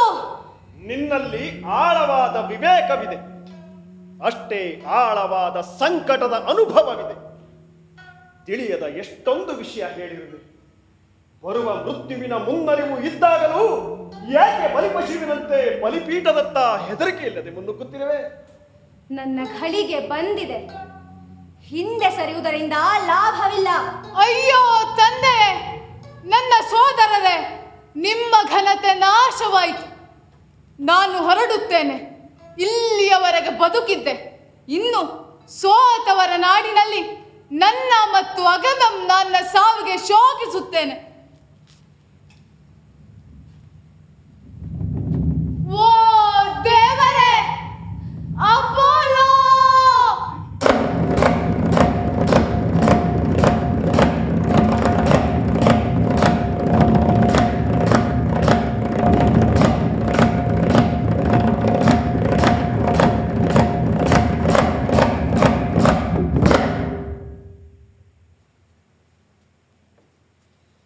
ಸಾಯುವುದು ವಿಷಾದಕರ, ಆದರೆ ಸಾವಿನ ಮುನ್ನರಿವು ಇರುವುದು ಇನ್ನೂ ವಿಷಾದಕರ.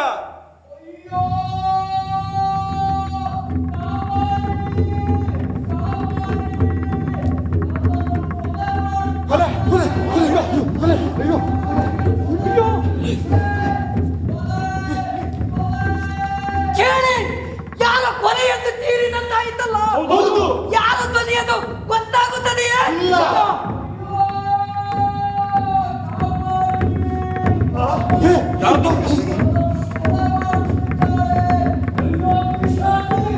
ಅಯ್ಯೋ, ಇದು ಅರಸನ ಧ್ವನಿ. ಹೌದು, ಬನ್ನಿ ಬೇಗನೆ ಮುಂದೇನು ಮಾಡಬೇಕೆಂದು ನಿರ್ಧರಿಸೋಣ. ನಾನು ಹೇಳುವುದೇನೆಂದರೆ, ಕೂಡಲೇ ದೂತರನ್ನು ಕಳಿಸಿ ಆಯುಧಗಳೊಂದಿಗೆ ಜನರನ್ನು ಇಲ್ಲಿ ಸೇರಲು ಹೇಳಬೇಕು. ಅಯ್ಯೋ, ಅದು ತುಂಬಾ ತಡವಾಗುತ್ತದೆ. ಈಗಲೇ ಒಳಗೆ ನುಗ್ಗಿ ಖಡ್ಗದ ಮೇಲಿನ ರಕ್ತ ಆರುವ ಮುನ್ನ ಆ ಕೊಲೆಗಾರರನ್ನ ಹಿಡಿಯಬೇಕು. ಹೀಗೆ ಮಾತಿಗೆ ಮಾತು ಹೊಸೆಯುತ್ತಾ ನಿಂತರೆ ಕೆಲಸ ಕೆಡುತ್ತದೆ. ನನಗೆ ನಿಜವಾಗಲೂ ಸರಿಯಾದ ಮಾರ್ಗವೇ ಹೊಳೆಯುತ್ತಿಲ್ಲ. ಹಾಗಾದರೆ ಆದದ್ದನ್ನು ಒಪ್ಪಿಕೊಂಡು ದಬ್ಬಾಳಿಕೆಗೆ ತಲವಾಗಿ ನಿಲ್ಲೋಣವೇ? ಏನೆಂದು ಮೊದಲು ಖಚಿತಪಡಿಸಿಕೊಳ್ಳಬೇಕು. ಮೊದಲೇ ಉದ್ವಿಗ್ನರಾಗುವುದು ಬೇಡ. ತಡೆ ತಡೆ, ಒಡತಿ ಇತ್ತ ಕಡೆಯೇ ಬರುತ್ತಿದ್ದಾಳೆ.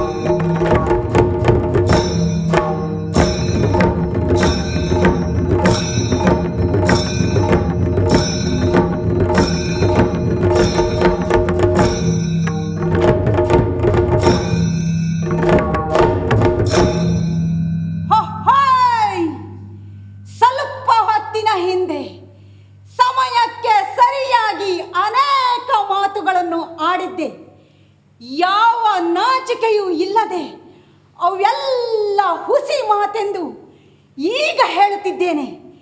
ಇಲ್ಲದಿದ್ದರೆ ಸ್ನೇಹಿತನಂತೆ ತೋರುವ ವೈರಿಯನ್ನು ಮೃತ್ಯುವಿನ ಬಲೆಯಲ್ಲಿ ಸಿಗಿಸುವುದಾದರೂ ಹೇಗೆ? ಬಹುಕಾಲದಿಂದ ಈ ವಂಶ ಪಾರಂಪರ್ಯ ರಕ್ತಪಾತದ ಬಗ್ಗೆ ಯೋಚಿಸಿದ್ದೇನೆ. ಕೊನೆಯಲ್ಲಿ ನನ್ನ ಸರತಿ ಬಂದಿದೆ. ವಿಜಯ ನನ್ನ ಕಡೆಗಿದೆ. ಇಲ್ಲೇ ನಾನು ನಿಂತಲ್ಲೇ ಈ ಕಾರ್ಯ ಸಾಧಿಸಿದ್ದೇನೆ. ಹೌದು, ಇದು ನನ್ನದೇ ಕೃತ್ಯ, ನನ್ನದೇ ಎಂದು ಹೇಳುತ್ತೇನೆ. ದೇವತೆಗಳಿಗೆ ನನ್ನ ಧನ್ಯವಾದ. ನನ್ನ ಬಯಕೆ ಸಿದ್ಧಿಯಾಯಿತು. ಕೆಳಗೆ ಬಿದ್ದವನ ಪ್ರಾಣ ಹಾರಿಹೋಯಿತು. ಕಾರಂಜಿಯಂತೆ ಚಿಮ್ಮಿದ ಅವನ ರಕ್ತದ ಹನಿಗಳು ತುಂತುರು ತುಂತುರಾಗಿ ನನ್ನ ಮೈ ಮೇಲೆ ಸಿಡಿದವು. ಬೀಜ ಬಿತ್ತಿದ ಹೊಲ ಮಳೆ ಬಂದಾಗ ಹಿಗ್ಗುವಂತೆ ಹಿಗ್ಗಿದೆ ನಾನು. ಆರ್ಗೋಸಿನ ಹಿರಿಯರೇ, ಇದು ನಡೆದ ಘಟನೆ. ನೀವು ಹರ್ಷ ಪಡಬಹುದು ಅಥವಾ ಶೋಕಿಸಬಹುದು. ನನ್ನೆದೆ ಮಾತ್ರ ಹರ್ಷದಿಂದ ತುಂಬಿದೆ. ಸತ್ತವನ ಮೇಲೆ ಮದ್ಯ ಸುರಿದು ದೇವತೆಗಳಿಗೆ ಧನ್ಯವಾದಗಳನ್ನು ಅರ್ಪಿಸುತ್ತೇನೆ. ನ್ಯಾಯಕ್ಕೆ ತಕ್ಕ ಉತ್ತರವಿದು. ಕೆಡುಕು ತುಂಬಿದ ತನ್ನ ಮನೆಗೆ ಮರಳಿದ ಅವನು ಈಗ ತನ್ನ ಕೃತ್ಯಕ್ಕೆ ತಾನೇ ಬೆಲೆ ತೆತ್ತಿದ್ದಾನೆ. ನಿನ್ನ ಸೊಕ್ಕಿನ ಮಾತುಗಳು ನಮ್ಮನ್ನು ಅಚ್ಚರಿಗೊಳಿಸಿವೆ. ಎಲ್ಲ ನಾಚಿಕೆ ತೊರೆದು ಗಂಡನ ಶವದ ಮುಂದೆಯೇ ದರ್ಪದಿಂದ ಬರೆಯುವುದೇ? ಒಪ್ಪಿಕೊಳ್ಳುವುದು ಬಿಡುವುದು ನಿಮಗೆ ಬಿಟ್ಟಿದ್ದು. ನನಗದರ ಪರಿವೇ ಇಲ್ಲ. ಇವನು ನನ್ನ ಪತಿ, ಜಗದೇಕ ವೀರ ಅಗಮ್ಯಮ್ನಾನ್ ಸತ್ತು ಹೆಣವಾಗಿದ್ದಾನೆ. ನನ್ನ ಕೈಯಿಂದಲೇ ಅವನನ್ನು ಕೊಂದಿದ್ದೇನೆ. ಎಲೈ ದುಷ್ಟ ಹೆಂಗಸೆ, ಯಾವ ದುಷ್ಟ ಪಿಶಾಚಿಗಳು ನಿನ್ನನ್ನು ಈ ದುಷ್ಕೃತ್ಯಕ್ಕೆ ಪ್ರೇರೇಪಿಸಿದವು? ಇಡೀ ಆರ್ಗೋಸಿನ ಜನತೆ ಒಕ್ಕೂರಲಾಗಿ ನಿನ್ನನ್ನು ಶಪಿಸಿ ಗಡಿಪಾರು ಮಾಡುವರು ನೋಡುತ್ತಿರೋ. ಹೌದಾ? ಈಗ ಬಂದಿರ ನೀವು ನನ್ನನ್ನು ಶಿಕ್ಷಿಸಲು, ಗಡಿಪಾರು ಮಾಡಲು. ಆಗ ಅವನ ಬಗ್ಗೆ ಚಕಾರ ಎತ್ತಲು ಧೈರ್ಯವಿತ್ತೆ ನಿಮ್ಮಲ್ಲಿ? ಕಿಂಚಿತ್ತು ಕರುಣೆ ಇಲ್ಲದೆ ಕಸಾಯಿಗಳು ಕುರಿಗಳನ್ನು ಕೊಚ್ಚಿ ಹಾಕಿದ ಹಾಗೆ ತನ್ನ ಮಗುವನ್ನೇ ನಾನು ಹೆತ್ತು ಹೊತ್ತು ಸಾಕಿ ಸಲಹಿದ ನನ್ನ ಪ್ರೀತಿಯ ಮಗಳನ್ನು ಯಾವುದೋ ಪ್ರವಾದಿ ಹೇಳಿದರೆಂದು ಸಾಗರದ ಗಾಳಿಗಳನ್ನು ನಿಲ್ಲಿಸಲು ಕೊಂದು ಹಾಕಿದ ಯಾವುದೋ ಭೂತಕ್ಕೆ ಬಲಿ ಕೊಟ್ಟ. ನೀವು ಓಡಿಸುವುದಿದ್ದರೆ ಅವನನ್ನು ಆರ್ಗೋಸಿನಿಂದ ಓಡಿಸಬೇಕಿತ್ತು. ಮಗಳ ರಕ್ತಪಾತದ ಅಪರಾಧ ಹೊತ್ತ ಅವನು ಶಿಕ್ಷೆಗೆ ಯೋಗ್ಯನಾಗಿದ್ದ. ಅದು ನಿನ್ನ ಮುಟ್ಟಾಳತನವೇ ಸರಿ. ತಾಳು, ಅದಕ್ಕೂ ಕಾಲ ಬರುತ್ತದೆ. ಆಗ ನಿನ್ನ ಸಾಲ ತೀರಿ ಏಟಿಗೆ ಪ್ರತಿ ಏಟನ್ನು ಅನುಭವಿಸುವೆ. ಹಾಗ ಸರಿ, ಕೇಳಿ ಹಾಗಾದರೆ. ನನ್ನ ಸತ್ತ ಮಗುವಿನ ತಾಯಿ ಎಂಬ ಹಕ್ಕಿನಿಂದ ಅವಳ ಸಾವಿನ ಪ್ರತೀಕಾರವಾಗಿ ನಾನು ಅವನನ್ನು ದೇವತೆಗಳಿಗೆ ಬಲಿಯಾಗಿ ಅರ್ಪಿಸಿದ್ದೇನೆ. ನನ್ನ ಸಹಭಾಗಿಯಾಗಿರುವ ಏಗಿಸ್ತೋಸನು ನಮ್ಮ ಮನೆಯ ದೀಪವನ್ನು ಉರಿಸುವವರೆಗೆ ಯಾವ ವೈರಿಯು ಪ್ರತೀಕಾರಕ್ಕಾಗಿ ತಲೆ ಎತ್ತಲಾರನೆಂಬ ಭರವಸೆ ನನಗಿದೆ. ಇನ್ನು ಇಲ್ಲಿ ನನ್ನ ಕಣ್ಣೆದುರಲ್ಲೇ ಬಿದ್ದಿದ್ದಾನೆ. ಕಂಡ ಟ್ರಾಯ್ ಕನ್ನೆಯರನ್ನೆಲ್ಲ ಕಾಮಿಸಿ ನನ್ನ ಬಾಳಿಗೆ ಹುಳಿ ಹಿಂಡಿದವನು. ಅವನ ಪಕ್ಕದಲ್ಲಿ ಅವನ ಸೆರೆಯಾಳು, ಅವನ ಹಾಸಿಗೆಯನ್ನು ಹಂಚಿಕೊಂಡವಳು. ಇಬ್ಬರಿಗೂ ತಕ್ಕ ಫಲ ದೊರೆತಿದೆ. ಅಯ್ಯೋ ನೋಡಿ, ನಮ್ಮನ್ನು ರಕ್ಷಿಸಬೇಕಾದ ಅರಸ ಕಣ್ಣು ಮುಚ್ಚಿದ್ದಾನೆ. 10 ವರ್ಷಗಳ ಕಾಲ ಯುದ್ಧ ಮಾಡಿದ ಒಂದು ಹೆಣ್ಣಿಗಾಗಿ ಈಗ ತನ್ನ ಸ್ವಂತ ಹೆಂಡತಿಯಿಂದಲೇ ಸತ್ತು ಮಲಗಿದ್ದಾನೆ. ಪಾಪದ ದನಿ ಹಿಂಗಿದ ನನ್ನ ದೊರೆಯೇ, ನಿನ್ನ ಮೃತ್ಯುವಿಗೆ ಹೇಗೆ ಸಂತಪಿಸಲಿ? ಓ ಭೂಮಿ ತಾಯಿಯೇ, ಈ ಮನೆಯ ಒಡೆಯನಾದ ಅವನು ಕಣ್ಣು ಮುಚ್ಚುವ ಮೊದಲು ನಾನು ನಿನ್ನ ಮಡಿಲನ್ನು ಸೇರಬಾರದಿತ್ತೆ. ಅವನ ಶವ ಸಂಸ್ಕಾರ ಮಾಡುವವರಾರು? ಅವನಿಗಾಗಿ ಶೋಕಿಸುವವರಾರು? ನಿಮಗೆಲ್ಲ ಚಿಂತೆ ಬೇಡ. ನಾನು ಅವನನ್ನು ಕೊಂದಿದ್ದೇನೆ. ನಾನೇ ಅವನ ಶವ ಸಂಸ್ಕಾರವನ್ನು ಮಾಡುತ್ತೇನೆ. ಜನಜಂಗುಳಿ ಬಂದು ಎದೆ ಬಡಿದುಕೊಂಡು ಶೋಕ ಪ್ರದರ್ಶನ ಮಾಡಿ ಕಂಚಿನ ಅಮೃತ ಶಿಲೆಯ ಸಮಾಧಿಯಲ್ಲಿ ಸಂಸ್ಕಾರ ಮಾಡುವ ಅಗತ್ಯವಿಲ್ಲ.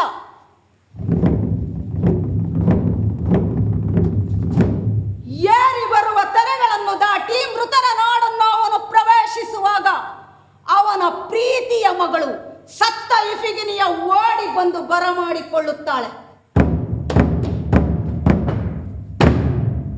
ಓ ಸುಂದರ ದಿನವೇ, ಇಂದು ನ್ಯಾಯ ದೊರಕಿತು. ಈಗ ನಂಬುತ್ತೇನೆ ನಾನು, ಸ್ವರ್ಗದಲ್ಲಿರುವ ದೇವತೆಗಳು ಭೂಮಿಯ ಮೇಲೆ ಮಾನವರು ಪಡುವ ಯಾತನೆಯನ್ನು ನೋಡಿ ಪರಿಹಾರ ನೀಡುತ್ತಾರೆಂದು. ಪ್ರತೀಕಾರದ ಉಗ್ರ ದೇವತೆಗಳು ಹೆಣದ ಬಲೆಯಲ್ಲಿ ಸಿಕ್ಕಿ ಹಾಕಿಕೊಂಡು ಇಲ್ಲಿ ಬಿದ್ದಿರುವ ಇವನನ್ನು ನೋಡಿ ನನ್ನ ಹೃದಯ ಆನಂದದಿಂದ ತುಂಬಿದೆ.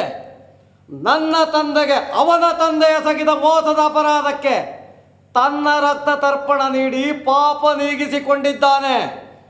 ಈಗ ನೆಮ್ಮದಿ ನನಗೆ. ಈಗಳಿಗೆ ಸಾವು ಬಂದರೂ ಚಿಂತೆ ಇಲ್ಲ. ಅಗಮೆಮ್ನೋ ಅವನು ನ್ಯಾಯದ ಬಲೆಗೆ ಸಿಕ್ಕು ಸತ್ತನಲ್ಲ, ಅಷ್ಟು ಸಾಕು.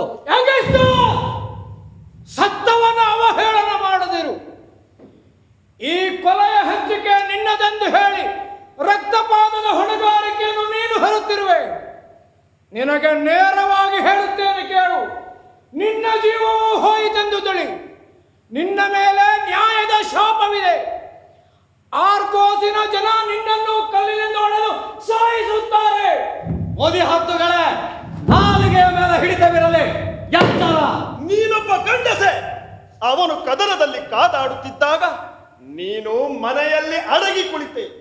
ನಂತರ ಅವನ ಹೆಂಡತಿಯನ್ನು ಮರಳು ಮಾಡಿ ಒಲಿಸಿಕೊಂಡೆ. ಆ ನಂತರ ಕೊಲೆಯ ಸಂಚಂದನ್ನು ರೂಪಿಸಿದೆ. ಅಬ್ಬಾ, ಎಂತಹ ನಿಕೃಷ್ಟ ಮನುಷ್ಯ ನೀನು! ವ್ಯರ್ಥ ಮಾತನಾಡಬೇಡ. ಇಂದಿನಿಂದ ನಾನು ನಿಮ್ಮ ಅರಸ. ತಿಳಿದಿರಲೇ. ಎಲ್ಲಿರುವೆ? ಅದೃಷ್ಟವೇ, ಕರುಣೆ ತೋರು. ಅವನು ಮತ್ತೆ ಮನೆಗೆ ಮರಳುವಂತೆ ಮಾಡು. ಬಂದು ತನ್ನ ಸೋಲದ ಖಡ್ಗದಿಂದ ಇವರಿಬ್ಬರನ್ನು ಎದುರಿಸಲಿ. ನಿಮ್ಮಲ್ಲಿ ರಾಜದ್ರೋಹ ಬಲವಾಗಿರುವಂತಿದೆ. ಅಧಿಕಾರವನ್ನು ಅವಹೇಳನ ಮಾಡಿದ್ದಕ್ಕೆ ತಕ್ಕ ಪಾಠ ಕಲಿಯುವಿರಿ. ಎಲ್ಲಿ ಸೈನಿಕರೇ? ನಮ್ಮ ತಕ್ಕಗಳು ಸಿದ್ಧವಿದೆ. ನಾವು ಸಾವಿಗೂ ಸಿದ್ಧ. ನಿಶ್ಚಯವಾಗಿ ಬಿಡಲೇ. ನಿಲ್ಲಿಸಿ.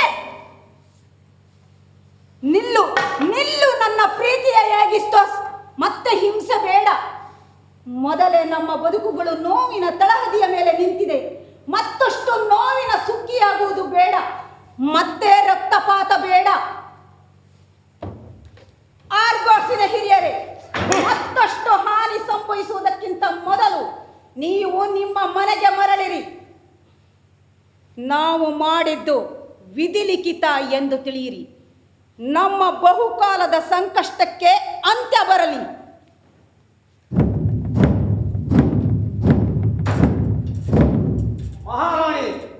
ತಕ್ಕ ಶಿಕ್ಷೆಯಾಗಲೇಬೇಕು. ಯಾವ ಗ್ರೀಕನು ನಿನ್ನಂಥ ವಂಚಕನ ಕಾಲಿಗೆ ಬೀಳಲಾರ. ಹೌದು, ನೀನೊಬ್ಬ ಮೂರ್ಖ. ನಿನ್ನ ಮಾತುಗಳಿಗೆ ಶಿಕ್ಷೆ ಅನುಭವಿಸುವ ದಿನ ಬರುತ್ತದೆ. ಓಹೋ, ಕೊಚ್ಚು ಮಣಾಯಿ ಕೊಚ್ಚು. ಕೋಳಿಯ ಮುಂದೆ ಹುಂಜದ ಮೆರೆದಾಟ. ಬನ್ನಿ.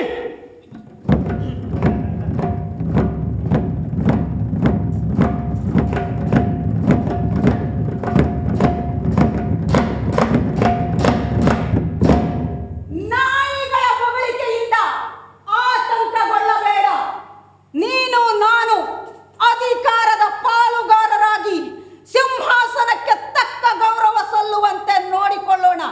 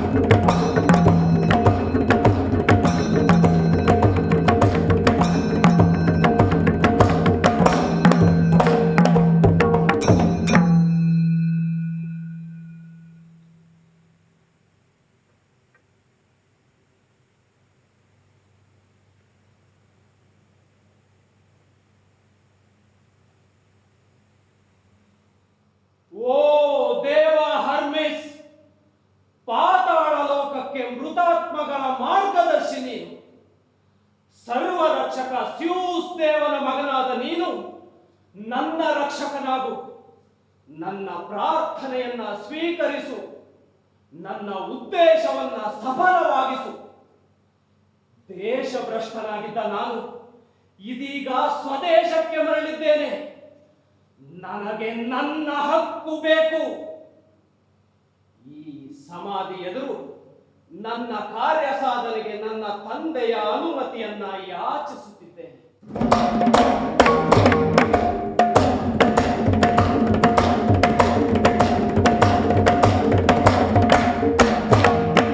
ನನ್ನ ಕೂದಲಿನ ಈ 2 ಕುರುಳುಗಳನ್ನ ಅರ್ಪಿಸುತ್ತಿದ್ದೇನೆ. ಒಂದು ನನ್ನೂರ ನದಿಯ ಹೆಸರಿನಲ್ಲಿ, ಅದೇ ಬಾಲ್ಯದಲ್ಲಿ ನನ್ನನ್ನು ಬೆಳೆಸಿದ ತಾಯಿ. ಇನ್ನೊಂದು ನನ್ನ ತಂದೆಗೆ, ನನ್ನ ಬದುಕಿನ ಸಂಕಟಕ್ಕೆ ನಾನು ಕಳೆದುಕೊಂಡದ್ದಕ್ಕೆ.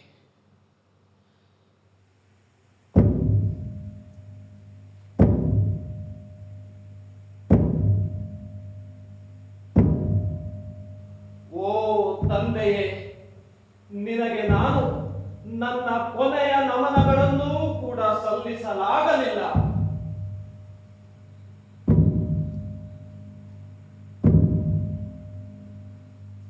ನೀನು ಕೊಲೆಯಾದಾಗ ನಾನಲ್ಲಿ ಇರಲಿಲ್ಲ. ಯಾರೋ ಈ ಕಡೆ ಬರುತ್ತಿರುವ ಹಾಗಿದೆ. ಏನಿದು? ಕಪ್ಪು ಉಡುಪಿನ ಹೆಂಗಸರು ಇಷ್ಟು ನಸುಕಿನಲ್ಲಿ. ಏನಿದರ ಅರ್ಥ? ಮತ್ತೆ ಹೊಸ ಸಾವೆ? ನಮ್ಮ ಮನೆಯ ಸಂಕಟದ ಹೊಸ ಕಣ್ಣೀರೇ? ಅಥವಾ ತರ್ಪಣ ತರುವವರಿರಬೇಕು. ನನ್ನ ತಂದೆಯ ಸಮಾಧಿಗೆ, ಪಾತಾಳದ ಶಕ್ತಿಗಳ ಪೂಜೆಗೆ. ಹೌದು, ಅದಕ್ಕೆ ಬರುತ್ತಿದ್ದಾರೆ. ಹೌದು, ಅಲ್ಲಿ ಅವಳೇ ನನ್ನ ಸೋದರಿ, ಅವಳೇ ಇಲೆಕ್ಟ್ರಾ. ಅವಳ ಮುಖದಲ್ಲಿ ಶೋಕ ಎಲ್ಲರಿಗಿಂತ ಆಳವಾಗಿದೆ.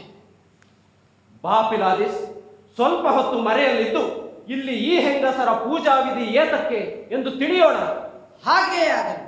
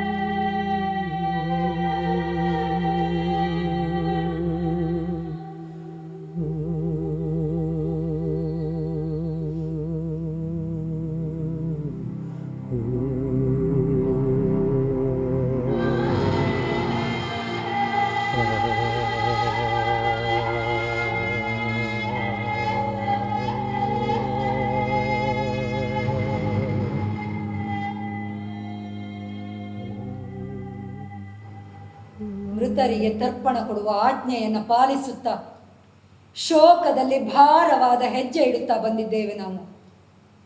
ತಲೆ ತಲೆ ಚೆಚ್ಚಿಕೊಳ್ಳುವ ಆಡಂಬರದ ಶೋಕವಲ್ಲ ಇದು.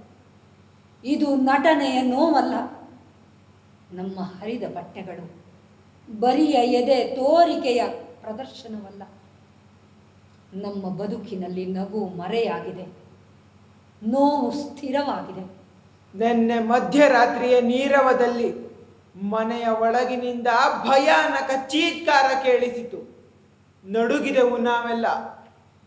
ಕೇಳಿದವರೆಲ್ಲ ಭವಿಷ್ಯವಾಣಿಯನ್ನು ಗುರುತಿಸಿದರು. ಕನಸಿನಲ್ಲಿ ಕಾಣಿಸಿಕೊಂಡು ಕರೆಯುವ ದನಿಯಂತಿತ್ತು. ದಿವ್ಯ ದೃಷ್ಟಿಯುಳ್ಳವರು ಅರ್ಥೈಸಿ ಹೇಳಿದರು, ಪಾತಾಳದಲ್ಲಿ ಮೃತರ ಆತ್ಮಗಳು ಅಸಮಾಧಾನದಿಂದ ಕುದಿಯುತ್ತಿವೆ. ಕೊಲೆ ಮಾಡಿದವರಿಗೆ ಪ್ರತೀಕಾರ ಕಾಯುತ್ತಿದೆ ಎಂದು. ಅದಕ್ಕಾಗಿಯೇ ನಮ್ಮನ್ನು ಕಳಿಸಿದ್ದಾಳೆ ಆರಾಧಿಸಲು ಇಲ್ಲಿ. ದೇವತೆಗಳ ದ್ವೇಷಕ್ಕೆ ಗುರಿಯಾಗಿರುವ ಅವಳು ಬರುವ ವಿಪತ್ತು ಕಡೆಹಾಯಲೆಂದು ಬೇಡಿಕೊಳ್ಳಲು ಕಳಿಸಿದ್ದಾಳೆ. ಹಿಂದೆ ವೈಭವದಲ್ಲಿ ಮೆರೆದಿದ್ದ ಈ ಅರಮನೆಯಲ್ಲಿ ಎಲ್ಲೆಡೆ ಈಗ ಅಪರಾಧದ ಕಪ್ಪು ಛಾಯೆ ಆವರಿಸಿದೆ. ಮಾನವನ ತಾಯಿ ಭೂಮಿ ತಾಯಿಯು ಮನುಷ್ಯ ಹರಿಸಿದ ರಕ್ತ ಕುಡಿದು ಕುಡಿದು ಸಂಕಟ ಪಡುತ್ತಿದ್ದಾಳೆ. ಕರಗದ ಕಪ್ಪು ಕಲೆ ಪ್ರತೀಕಾರ ಬೇಡುತ್ತಿದೆ.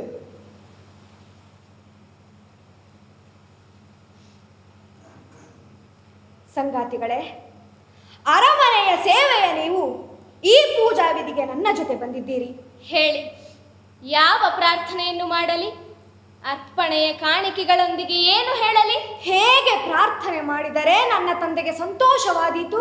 ನನ್ನ ತಂದೆಯ ಸಮಾಧಿಯ ಮೇಲೆ ಎರೆಯಲು ತಂದಿರುವ ಎಣ್ಣೆ ತರ್ಪಣದ ಜೊತೆಗೆ ಪ್ರಾರ್ಥನೆ ಮಾಡಲು ಶಬ್ದಗಳೇ ಬರುತ್ತಿಲ್ಲ. ಸಾಮಾನ್ಯವಾಗಿ ಎಲ್ಲರೂ ಈ ಕಾಣಿಕೆಗಳನ್ನು ಕಳಿಸಿದವರ ಮೇಲೆ ನಿನ್ನ ಅನುಗ್ರಹವಿರಲಿ ಎಂದು ಹೇಳುವಂತೆ ಅವರು ಮಾಡಿದ ಅಪರಾಧಕ್ಕೆ ಪೂರ್ಣ ಪ್ರತಿಫಲ ಸಿಗಲಿ ಎನ್ನಲೇ. ಹೇಳಿ ಗೆಳತಿಯರೇ, ಮನೆಯಲ್ಲಿ ನಮ್ಮನ್ನಾಳುವ ದ್ವೇಷವನ್ನು ಹಂಚಿಕೊಂಡಂತೆ ಮನಸ್ಸನ್ನು ಇಲ್ಲಿ ಹಂಚಿಕೊಳ್ಳೋಣ. ಭಯ ಬೇಡ, ರಹಸ್ಯ ಬೇಡ. ನಮ್ಮ ಸ್ಥಿತಿಯನ್ನು ದೇವತೆಗಳೆಲ್ಲ ಬಲ್ಲರು. ಗುಲಾಮರಿರಲಿ, ಸ್ವತಂತ್ರರಿರಲಿ, ನಾವು ನೀವು ಪಾರಾಗಲು ದಾರಿ ಇಲ್ಲ. ಇದಕ್ಕಿಂತಹ ಒಳ್ಳೆಯ ಸಲಹೆ ಇದ್ದರೆ ಹೇಳಿ. ನನಗೆ ದೇವಪೀಠದಷ್ಟು ಪವಿತ್ರವಿರುವ ನಿಮ್ಮ ತಂದೆಯ ಈ ಸಮಾಧಿಯ ಪಕ್ಕದಲ್ಲಿ ನನ್ನ ಅಂತರಾಳವನ್ನು ನಿಮ್ಮ ಮುಂದಿಡುತ್ತೇನೆ. ಹೇಳಿ, ಈ ಸಮಾಧಿ ಸಾಕ್ಷಿಯಾಗಲಿ. ಮಧ್ಯ ತರ್ಪಣ ಕೊಡುತ್ತಾ ನಿಷ್ಠೆಯಿಂದ ಇರುವವರಿಗಾಗಿ ಅನುಗ್ರಹದ ಪ್ರಾರ್ಥನೆ ಮಾಡಿ. ಏನೆಂದೆ? ನಿಷ್ಠಾವಂತರು ಯಾರಿದ್ದಾರೆ? ನೀವಿಲ್ಲವೇ? ಏಗಿಸ್ತೋಸನನ್ನು ದ್ವೇಷಿಸುವವರೆಲ್ಲರೂ ಇಲ್ಲವೇ? ಹಾಗಾದರೆ ನನಗಾಗಿ ಮತ್ತು ನಿಮಗಾಗಿ ಈ ಪ್ರಾರ್ಥನೆಯನ್ನು ಮಾಡಲೇ? ನಿಮ್ಮ ಪ್ರಾರ್ಥನೆಯಲ್ಲಿ ಓರೆಸ್ತಿಸ್ನ ಹೆಸರನ್ನು ಸೇರಿಸಿಕೊಳ್ಳಿ. ದೂರದಲ್ಲಿದ್ದರೆ ಏನಾಯಿತು? ಒಳ್ಳೆಯ ಸಲಹೆ, ಹಾಗೆಯೇ ಮಾಡುತ್ತೇನೆ. ಹಂತಕರನ್ನು ನಿಮ್ಮ ಪ್ರಾರ್ಥನೆಯಲ್ಲಿ ನೆನಪಿಸಿಕೊಳ್ಳಿ. ಅವರಿಗಾಗಿ ಏನು ಪ್ರಾರ್ಥಿಸಲಿ? ಸರಳವಾಗಿ ರಕ್ತ ಸುರಿಸಿದವರ ರಕ್ತ ಸುರಿಯಲಿ ಎಂದು. ದೇವತೆಗಳಲ್ಲಿ ಇಂತಹ ಪ್ರಾರ್ಥನೆ ಮಾಡುವುದು ಅಧರ್ಮವಲ್ಲವೇ? ಕೆಡುಕಿಗೆ ಉತ್ತರ ಕೆಡುಕು, ಅಧರ್ಮ ಹೇಗೆ? ಹಾಗೆ ಆಗಲಿ. ಜಲತರ್ಪಣ ಕೊಟ್ಟು ನನ್ನ ತಂದೆಯ ಚೇತನವನ್ನು ಕರೆಯುತ್ತೇನೆ. ಓ ತಂದೆ, ನನ್ನ ಮೇಲೆ, ಒರೆಸ್ತಿಸ್ನ ಮೇಲೆ ದಯೆ ತೋರು. ನಮ್ಮ ಮನೆಯಲ್ಲೇ ನಾವು ನೆಲ ಪಡೆಯುವುದು ಹೇಗೆ? ಮನೆ ಇದ್ದು ನಿರಾಶ್ರಿತರು ನಾವು. ನಿನ್ನನ್ನು ಕೊಲೆಗೈದ ಏಗಿಸ್ತೋಸ್ನಿಗಾಗಿ ನಮ್ಮ ತಾಯಿ ನಮ್ಮನ್ನು ತೊರೆದಿದ್ದಾಳೆ. ನಾನೊಬ್ಬ ಗುಲಾಮನಂತೆ ಬದುಕುತ್ತಿದ್ದೇನೆ. ಒರೆಸ್ತಿಸ್ ಗಡಿ ಪಾರಾಗಿದ್ದಾನೆ. ಆ ದುಷ್ಕರ್ಮಿಗಳು ನೀನು ಗಳಿಸಿದ ವೈಭವದಲ್ಲಿ ಸೊಕ್ಕಿನಿಂದ ಮೆರೆಯುತ್ತಿದ್ದಾರೆ. ತಂದೆಯೇ, ಸುದೈವದಿಂದ ಒರೆಸ್ತಿಸ್ ಇಲ್ಲಿಗೆ ಬರುವಂತಾಗಲಿ. ನಮ್ಮ ಪ್ರಾರ್ಥನೆ ಕೇಳು. ನನಗಾಗಿ ಕೇಳುವುದಿಷ್ಟೇ. ನನ್ನ ಹೃದಯ, ನನ್ನ ಕೈಗಳು, ನನ್ನ ವಿಚಾರಗಳು ನನ್ನ ತಾಯಿಯಂತಾಗದಿರಲಿ. ಇದೇ ನನ್ನ ಬೇಡಿಕೆ. ಇನ್ನು ನಮ್ಮ ವೈರಿಗಳಿಗೆ ನಿನ್ನ ಪ್ರತೀಕಾರ ಬರಲಿ. ಕೊಲೆ ಮಾಡಿದವರು ಕೊಲೆಯ ರುಚಿ ನೋಡಲಿ. ನಮ್ಮ ಮೇಲೆ ಕರುಣೆ ತೋರು. ದೇವತೆಗಳ ಹೆಸರಿನಲ್ಲಿ ಸತ್ಯಕ್ಕೆ ಜಯವಾಗಲೆಂದು ಆಶೀರ್ವದಿಸು. ಈ ಪ್ರಾರ್ಥನೆಯೊಂದಿಗೆ ಸಮಾಧಿಯನ್ನು ಹೂಗಳಿಂದ ಸಿಂಗರಿಸಿ ತರ್ಪಣ ನೀಡುತ್ತೇವೆ.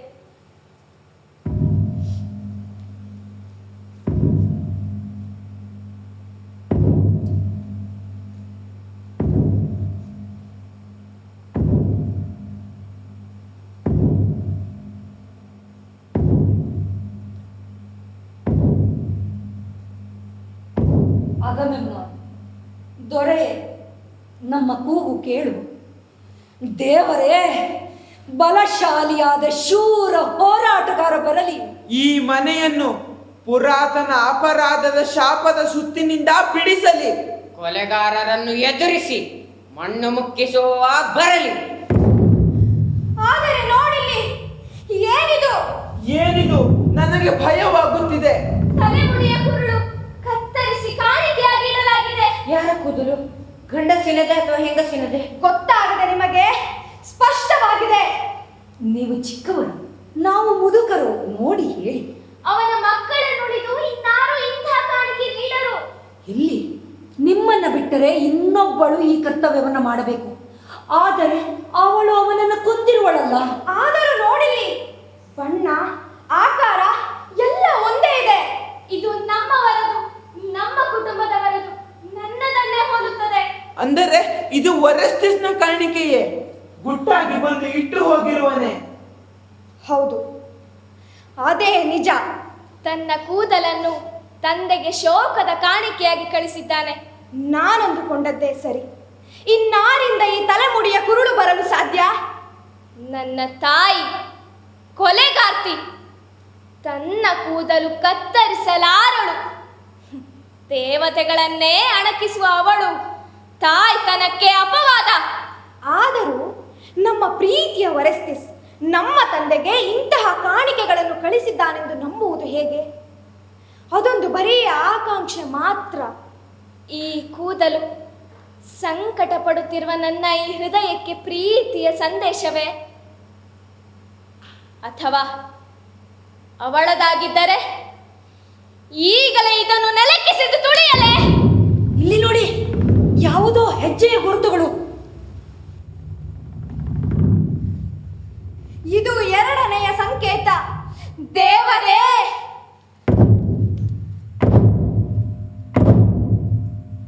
ನೀನು ಪ್ರಾರ್ಥಿಸಿದರೆ ದೇವತೆಗಳು ವರ ನೀಡುತ್ತಾರೆ ಎನ್ನುವುದು ನಿನ್ನ ಹೆಗ್ಗಳಿಕೆಯಾಗಲಿ. ಇದೋ ನಿನ್ನ ಪ್ರಾರ್ಥನೆಗೆ ಉತ್ತರ. ಏನು ನಿನ್ನ ಮಾತಿನ ಅರ್ಥ? ಎಷ್ಟೋ ವರ್ಷಗಳ ನಿನ್ನ ಪ್ರಾರ್ಥನೆ ನೆರವೇರದೆ ನಿನ್ನ ಕಣ್ಣೆದುರಿನಲ್ಲೇ. ನನ್ನೊಳಗಿನ ಯೋಚನೆಗಳು ನಿನಗೆ ಗೊತ್ತೇ? ನನ್ನ ಪ್ರಾರ್ಥನೆಯಲ್ಲಿ ಯಾವ ಹೆಸರಿದೆ ಹೇಳು? ಆ ಹೆಸರು ಒರೆಸ್ತಿಸ್ ಅಲ್ಲವೇ? ಅದಕ್ಕೆ ಇದೋ ನಿನ್ನ ಮುಂದೆ ನಿಂತಿರುವೆ. ನಾನು ನಿನ್ನ ಸೋದರನಲ್ಲವೇ? ನೀನು ನಿಜವಾಗಿಯೂ ಒರೆಸ್ತಿಸ್ನೇ? ನನ್ನನ್ನು ಗುರುತಿಸಲು ಇಷ್ಟು ತಡವೇ? ಮಗನ ಕಾಣಿಕೆಯಾಗಿ ನಾನು ಇಟ್ಟ ತಲೆ ಕೂದಲನ್ನು ನೋಡಿದ್ದೆ ನೀನು. ನನ್ನನ್ನು ಕಂಡಷ್ಟೇ ಆನಂದ ಪಟ್ಟೆಯಲ್ಲ. ನಾನು ತೊಟ್ಟ ಉಡುಗೆಯನ್ನಾದರೂ ನೋಡು, ಇದು ನೀನೇ ನೇಯ್ದುಕೊಟ್ಟದ್ದು. ಇಲ್ಲಿ ನೋಡು, ಬೇಟೆಯ ದೃಶ್ಯ, ಇದು ನಿನ್ನದೇ ನೇಯ್ಗೆ. ಪ್ರೀತಿಯ ರಾಜಕುಮಾರ, ನಿನ್ನ ತಂದೆಯ ವಂಶದ ಅಮೂಲ್ಯ ಆಸ್ತಿ ನೀನು. ಕಣ್ಣೀರೆರೆದು ಬೆಳೆಸಿದ ನಮ್ಮ ಆಸೆಯ ಬೀಜ ನೀನು. ಪರಿಶ್ರಮದಿಂದ ನಿನ್ನ ತಂದೆಯ ಗೃಹದಲ್ಲಿ ನಿನ್ನ ಹಕ್ಕನ್ನ ಮರಳಿ ಪಡೆ.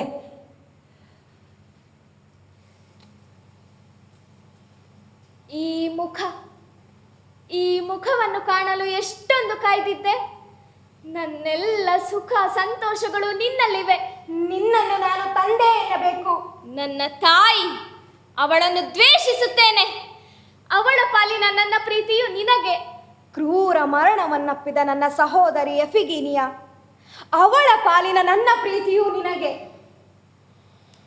ದೇವರೇ, ಸತ್ತ ಗರುಡನ ಮರಿಹಕ್ಕಿಗಳು ನಾವು. ನಮ್ಮ ತಂದೆ ಸಾವಿನ ಬಲೆಯಲ್ಲಿ ಸಿಕ್ಕು ಘಟಸರ್ಪದ ಆಲಿಂಗನದಲ್ಲಿ ಕೊಲೆಯಾದ. ಅನಾಥರಾದೆವು, ಅಶಕ್ತರಾಗಿದ್ದೇವೆ. ನಮ್ಮ ಪಿತ್ರಾರ್ಜಿತದ ಮೇಲೆ ಹಕ್ಕು ಸಾಧಿಸುವ ಶಕ್ತಿ ಸಾಲದು ನಮಗೆ. ದೇವರೇ, ನಮ್ಮನ್ನ ಕಣ್ಣು ತೆರೆದು ನೋಡು. ನಾನು ಮತ್ತು ಇಲೆಕ್ಟ್ರಾ ನಿರ್ಗತಿಕರಾಗಿದ್ದೇವೆ. ಮಕ್ಕಳೇ, ನಿಮ್ಮ ತಂದೆಯ ವಂಶದ ಕುಡಿಗಳೇ, ಮೆಲ್ಲಗೆ ಮಾತಾಡಿ. ಯಾರಾದರೂ ವಾಚಾಳಿಗಳು ಕೇಳಿ ಹೋಗಿ ಒಡೆಯರಿಗೆ ಹೇಳಿ. ಯಾರು? ಅಪೋಲೋ ದೇವನ ಉಕ್ತಿಯಲ್ಲಿ ಅಗಾಧ ಶಕ್ತಿ ಇದೆ, ಅದೆಂದೂ ಸುಳ್ಳಾಗದು. ಆ ದೇವನ ಎತ್ತರದ ದನಿ ನನ್ನನ್ನು ಇಲ್ಲಿಗೆ ಕಳುಹಿಸಿದೆ. ನನ್ನ ತಂದೆಯ ಕೊಲೆಗಡುಕರನ್ನು ನಾನು ಕೊಲ್ಲಬೇಕಾಗಿದೆ. ದೈವಗಳೇ, ಮನುಷ್ಯ ವಿಧಿಯನ್ನಾಳುವ ಶಕ್ತಿಗಳೇ, ಸ್ಯೂಸ್ ದೇವನ ಸಂಕಲ್ಪ ಈಡೇರಲಿ. ನಮ್ಮ ಪ್ರಾರ್ಥನೆಯನ್ನ ಪೂರೈಸಿ ನ್ಯಾಯ ನೀಡಿರಿ ನಮಗೆ.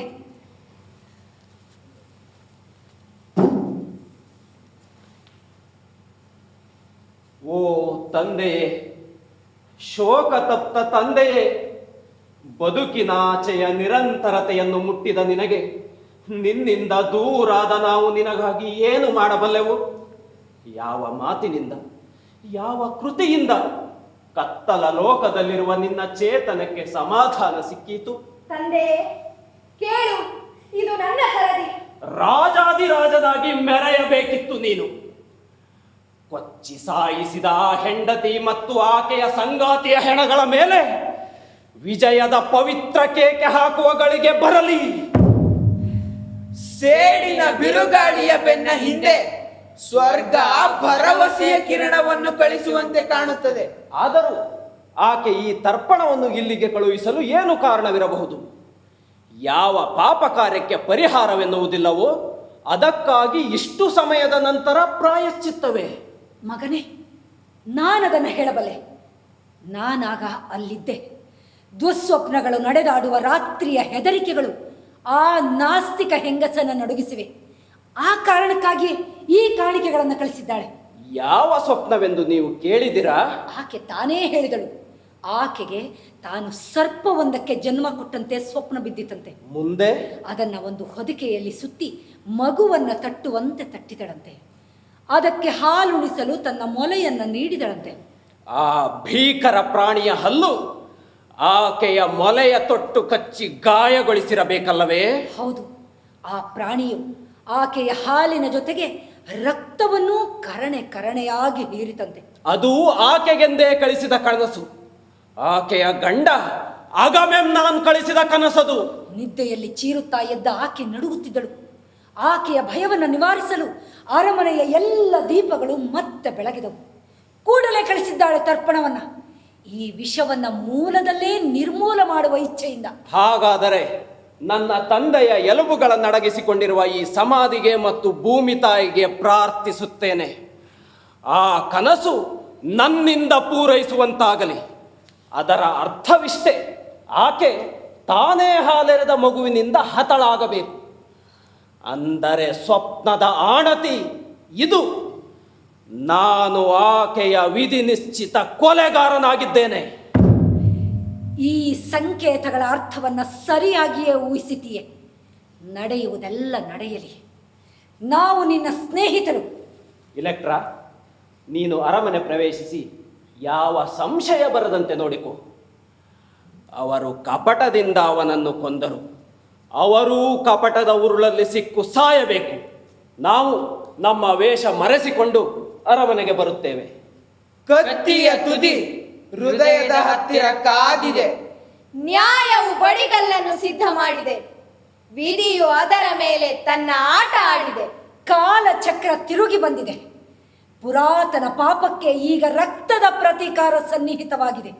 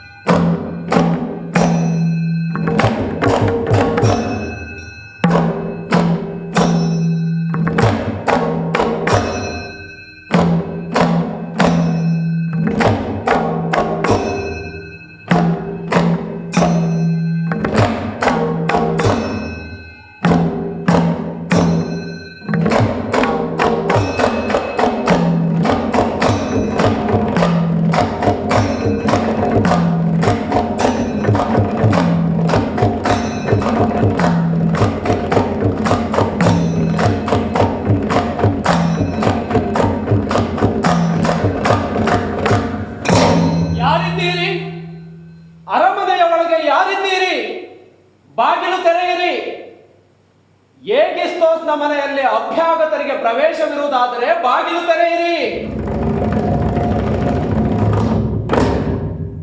ನನಗೆ ಕೇಳಿಸುತ್ತದೆ. ನಿನ್ನ ಹೆಸರೇನು? ಎಲ್ಲಿಂದ ಬಂದಿರುವೆ? ನಿನ್ನ ಒಡೆಯರಿಗೆ ಹೋಗಿ ಹೇಳು, ನಾನು ಅವರನ್ನು ನೋಡಬೇಕೆಂದು, ಅವರಿಗಾಗಿ ಸುದ್ದಿ ತಂದಿರುವೆನೆಂದು. ಬೇಗ ಹೋಗು.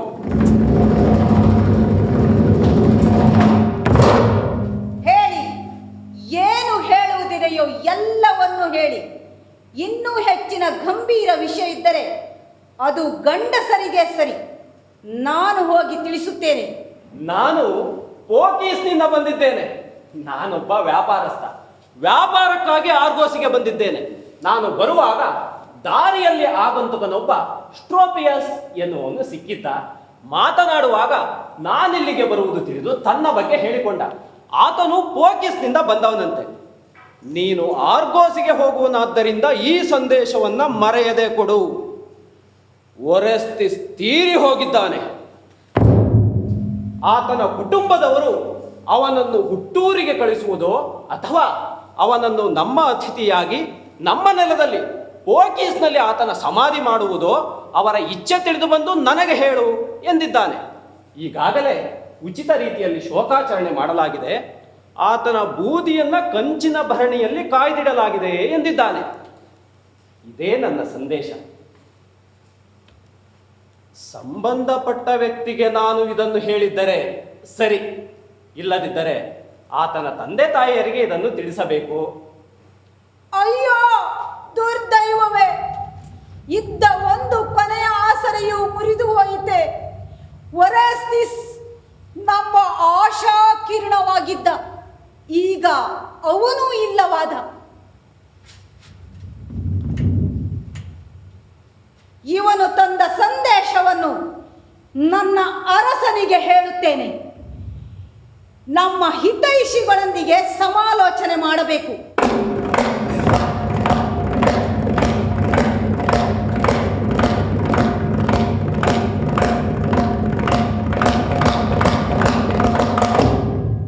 ಒರೆಸ್ತಿಸ್ನ ಮರಣದ ವಾರ್ತೆಯನ್ನು ಕೆಲವು ಪ್ರಯಾಣಿಕರು ತಂದಿದ್ದಾರೆಂದು ಕೇಳಿದೆ. ಅದನ್ನು ಈ ಮನೆಯ ದುರ್ವಿಧಿಗೆ ಜೋಡಿಸಿದರೆ ಈಗಾಗಲೇ ಹಿಂದಿನ ಕೊಲೆಗಳ ಭಾರದಿಂದ ಜರ್ಜರಿತವಾಗಿರುವಾಗ ಹೊಸ ಭಯವೊಂದನ್ನು ಸೇರಿಸಿದಂತಾಗುವುದು. ಈಗ ಬಂದ ಸುದ್ದಿ ಸತ್ಯವಾಗಿದೆಯೇ ಅಥವಾ ಹೆಂಗಸರ ಭಯದಲ್ಲಿ ಹುಟ್ಟಿ ಎಲ್ಲರನ್ನೂ ಗಾಬರಿಗೊಳಿಸಿ ನಂತರ ಸಾಯುವ ಗಾಳಿ ಸುದ್ದಿಯೇ? ನನ್ನ ಪ್ರಶ್ನೆಗೆ ಉತ್ತರಿಸಿ. ನಿಜವಾಗಿಯೂ ಸುದ್ದಿ ಬಂದಿದೆ. ಅವರನ್ನೇ ಕೇಳಬಹುದು. ಅವರು ಅರಮನೆಯ ಒಳಗಿದ್ದಾರೆ. ಹಾಗಾದರೆ ಆ ಪ್ರಯಾಣಿಕರನ್ನೇ ಕೇಳುತ್ತೇನೆ. ಒರೆಸ್ತಿಸ್ನ ಮರಣದ ಗಳಿಗೆಯಲ್ಲಿ ಹಾಜರಿದ್ದರೋ ಅಥವಾ ಯಾರಿಂದಲೋ ಕೇಳಿದ ಸುದ್ದಿಯೋ ಎಂದು.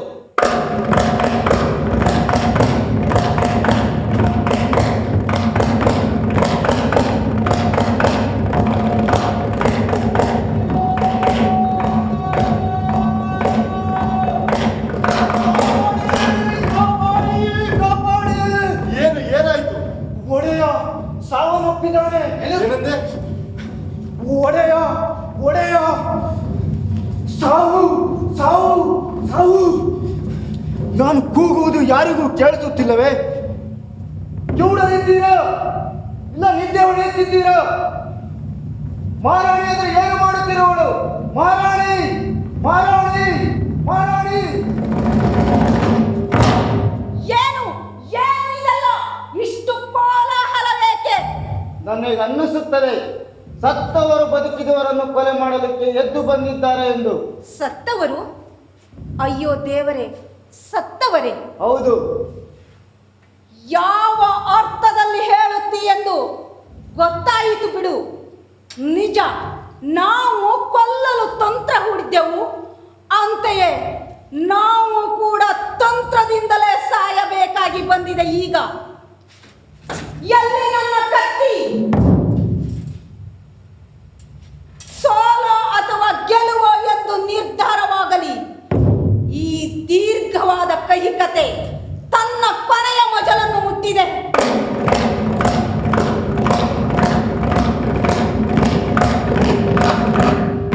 ಹೌದು, ನಾನು ನಿನ್ನನ್ನೇ ಹುಡುಕುತ್ತಿದ್ದದ್ದು. ಆತ ಅಲ್ಲಿ ಒಳಗೆ ತನ್ನ ಬೆಲೆ ತೆತ್ತಿದ್ದಾನೆ. ಏನಂತೆ? ಅಯ್ಯೋ, ನನ್ನ ಪ್ರೀತಿಯ ಎಗಿಸ್ಟೋಸ್ ಸತ್ತಿರುವನೇ. ಆ ಮನುಷ್ಯ ನಿನ್ನ ಪ್ರೀತಿಯವನು? ಒಳ್ಳೆಯದು. ಹಾಗಾದರೆ ನೀನು ಆತನೊಟ್ಟಿಗೆ ಸಮಾಧಿಯಲ್ಲಿ ಮಲಗಬಹುದು. ಕತ್ತಿಯನ್ನು ಕೆಳಗಿಡು. ನನ್ನ ಪ್ರೀತಿಯ ಕೂಸೆ, ಈ ನನ್ನ ಎದೆಯ ಮೇಲೆ ತಲೆ ಇಟ್ಟು ನಿನ್ನ ಮೃದು ತುಟಿಗಳನ್ನು ಹಚ್ಚಿ ಹಾಲುಂಡು ನಿನ್ನ ಪ್ರಾಣ ಶಕ್ತಿಯನ್ನು ಪಡೆದುಕೊಂಡವನು ನೀನು. ಪಿಲಾದಿಸ್, ನಾನೇನು ಮಾಡಲಿ? ತಾಯಿಯನ್ನ ಕೊಲ್ಲುವುದು ಭಯಂಕರವಾದ ಕೆಲಸ. ದಯೆ ತೋರಿಸಿ ಬಿಡಲೇ. ಅಪೋಲೋ ದೇವನ ವಚನಗಳೆತ್ತ ಹೋದವು. ವೈದ್ಯಾದ ಸಂದೇಶ ಏನಾಯಿತು? ದೇವತೆಗಳನ್ನ ಎದುರು ಹಾಕಿಕೊಳ್ಳಬೇಡ. ನಿನ್ನ ಸಲಹೆ ಸರಿಯಾಗಿದೆ. ನಡೆ, ನಿನ್ನನ್ನು ಆತನೊಟ್ಟಿಗೆ ಮುಗಿಸುತ್ತೇನೆ. ಬದುಕಿದ್ದಾಗ ನನ್ನ ತಂದೆಗಿಂತ ನಿನಗವನೇ ಬೇಕಾದನು. ಸಾವಿನಲ್ಲೂ ಆತನೊಟ್ಟಿಗೆ ಮಲಗು. ಮಗನೇ, ನಿನಗೆ ಜನ್ಮ ಕೊಟ್ಟಿದ್ದೇನೆ, ಅದಕ್ಕಾಗಿ ಆದರೂ ನನ್ನ ತಂದೆಯ ಕೊಲೆಗಾರ್ತಿಯಾದ ನಿನ್ನನ್ನು. ಮಗನೇ, ನನ್ನದೇನು ತಪ್ಪಿಲ್ಲ, ಎಲ್ಲ ವಿಧಿಯ ಆದೇಶವಾಗಿತ್ತು. ಸರಿ ಬಿಡು, ಇಲ್ಲಿ ಇನ್ನೊಂದು ಕೊಲೆಯನ್ನು ಅದೇ ವಿಧಿಯೇ ಆದೇಶಿಸಿದೆ. ಮಗನೇ, ತಾಯಿಯ ಶಾಪದ ಭಯವಿಲ್ಲವೇ ನಿನಗೆ? ತಾಯಿ? ನೀನು ನನ್ನನ್ನು ಹೆತ್ತ ಮಾತ್ರಕ್ಕೆ ತಾಯಿಯೇ? ನನ್ನ ತಂದೆಯನ್ನು ಕೊಂದ ನೀನು ತಾಯಿಯೇ? ಮಗನೇ, ನಿನ್ನ ತಂದೆ ಪಾಪ ಮಾಡಲಿಲ್ಲವೇ? ಅವನ ಪಾಪ ಕೃತ್ಯದ ಜೊತೆಗೆ ನನ್ನ ಪಾಪವನ್ನು ಹೋಲಿಸಿ ನೋಡು. ಅವನು ಯುದ್ಧ ಮಾಡಿ ಹಣ್ಣಾದ, ನೀನು ಮನೆಯಲ್ಲಿ ಹಾಯಾಗಿದ್ದೆ. ತಾಯಿಯ ಶಾಪವನ್ನು ಹೊತ್ತು ಬೆನ್ನಟ್ಟುವ ಉಗ್ರ ದೇವತೆಗಳ ನೆನಪಿರಲಿ ನಿನಗೆ. ಈಗ ನಾನು ಕರಗಿ ಕೈ ಬಿಟ್ಟರೆ ನನ್ನ ತಂದೆಯ ಶಾಪದಿಂದ ಹೇಗೆ ಪಾರಾಗಲಿ? ದೇವತೆಗಳೇ, ನನ್ನ ಕನಸಿನಲ್ಲಿಯ ಹಾವು ಇದು ನಾನೇ ಹೆತ್ತು ಬೆಳೆಸಿದ ಹಾವು.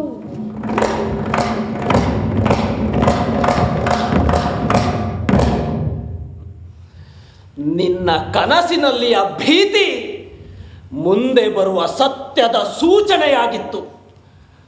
ಅಪವಿತ್ರವಾದ ನಿನ್ನ ಅಪರಾಧಕ್ಕೆ ಅಪವಿತ್ರವಾದ ಶಿಕ್ಷೆ. ಉಗ್ರ ದೇವತೆಗಳೇ, ಸೇಡು ಮಾರಿಯರೇ, ಕಾಳಿಯರೇ, ಎರಗಿ ಇವನ ಮೇಲೆ, ತಾಯಿಯನ್ನೇ ಕೊಲ್ಲುವ ಪಾಪಿಯ ಮೇಲೆ.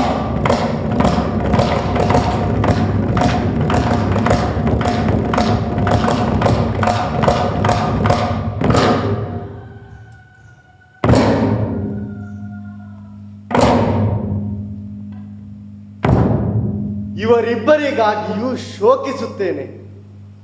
ಪಾಪ ಪ್ರಜ್ಞೆಯಲ್ಲಿ ಒಬ್ಬರು, ಪಾಪ ವಿಮೋಚನೆಯಲ್ಲಿ ಒಬ್ಬರು. ಕೊಲೆಯ ಪರಂಪರೆಗೆ ಕಿರೀಟವಿರಿಸಿದ್ದಾನೆ ನಮ್ಮ ರಾಜಕುಮಾರ. ಇನ್ನೊಂದು ಕೊಲೆಯಿಂದ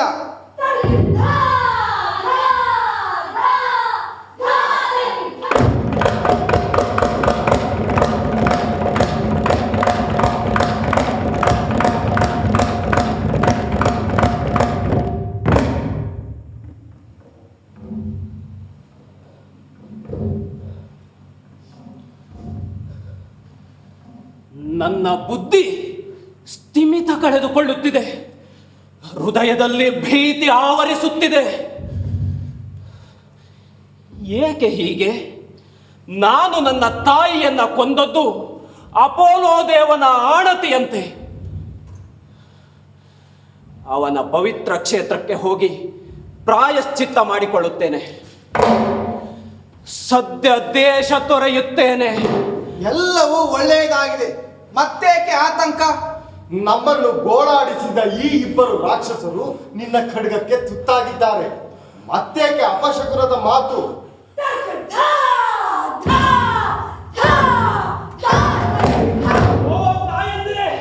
ನೋಡಿರಿ, ಬಂದೇ ಬಿಟ್ಟರು. ಕಪ್ಪು ಹೊದಿಕೆಯ ಸರ್ಪತನೆಯವರು ಬಂದೇ ಬಿಟ್ಟರು. ತಲೆಯ ತುಂಬ ಸರ್ಪಗಳನ್ನ ಸುತ್ತಿಕೊಂಡು ಬಿಡಿರಿ ನನ್ನನ್ನ.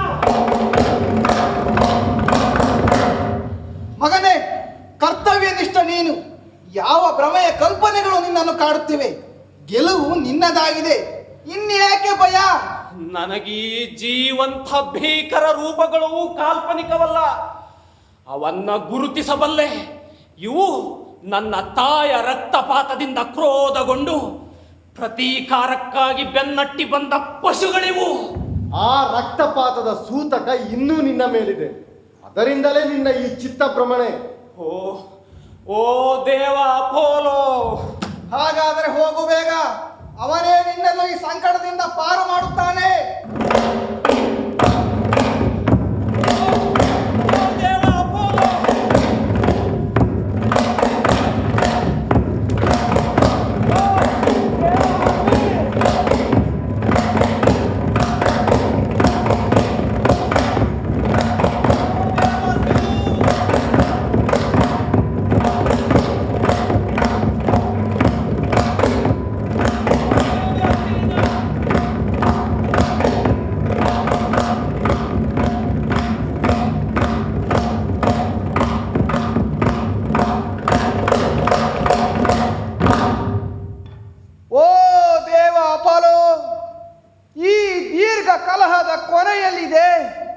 ಪರಿಹಾರವೇ ಇಲ್ಲವೇ?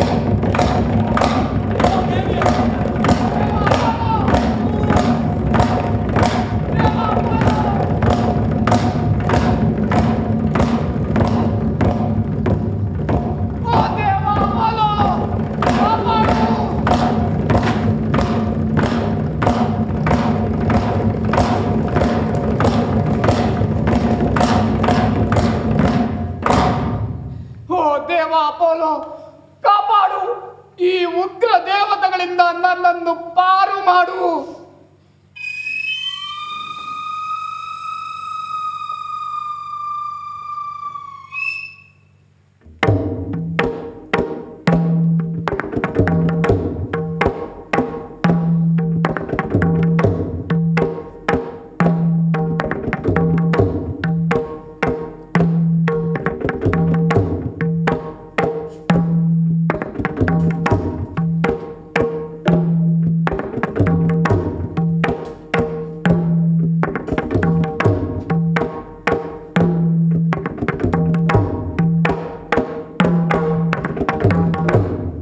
ಮಗು, ನಾನು ಎಂದಿಗೂ ನಿನ್ನ ಕೈ ಬಿಡುವುದಿಲ್ಲ. ಧೈರ್ಯಗೆಡಬೇಡ. ಉಗ್ರ ಬೇಟೆಗಾರ್ತಿಯರೀಗ ಮಲಗಿ ನಿದ್ರಿಸುತ್ತಿವೆ. ನೀನೀಗ ಪಲ್ಲಾಸ್ ದೇವತೆಯ ನಗರವಾಗಿರುವ ಅಥೆನ್ಸ್ಗೆ ಹೋಗು. ಅಲ್ಲಿ ಆಕೆಯ ಪ್ರಾಚೀನ ಮೂರ್ತಿಯನ್ನು ಗಟ್ಟಿಯಾಗಿ ಹಿಡಿದು ಆಕೆಯನ್ನು ಪ್ರಾರ್ಥಿಸು. ಆಕೆ ನಿನ್ನನ್ನು ರಕ್ಷಿಸುತ್ತಾಳೆ. ದೇವ ಹರ್ಮಿಸ್, ನೀನು ಅವನ ಜೊತೆ ಪಾಲಕನಾಗಿ ಹೋಗು. ಅವನನ್ನು ಕಾಯುವುದು ನಮ್ಮ ಧರ್ಮ. ಹಾಗೆ ಆಗಲಿ. ಬಾ ಮಗು.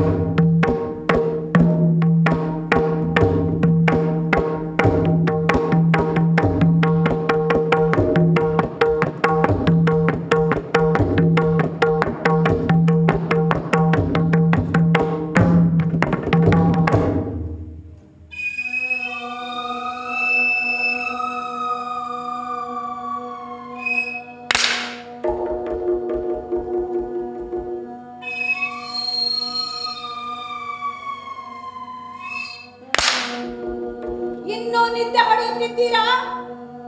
ನಿದ್ದೆ ಹೊಡೆಯುವ ನಿಮ್ಮಿಂದ ಏನಾಗಲು ಸಾಧ್ಯ? ಬಲಿ ತಪ್ಪಿಸಿಕೊಂಡು ಹೋಗಿದೆ. ಕೇಳಿ, ನಿಮ್ಮ ಕನಸಿನೊಳಗಿಂದ ಕ್ಲಿತಮಿಸ್ತ್ರ ಕರೆಯುತ್ತಿದ್ದೇನೆ.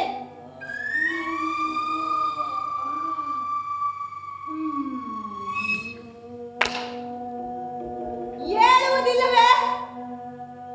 ಕೇಳಿ, ನಿಮ್ಮ ಕಿವಿಯ ತಮಟ ಹರಿಯುವಂತೆ ಕಿರುಚಲೆ.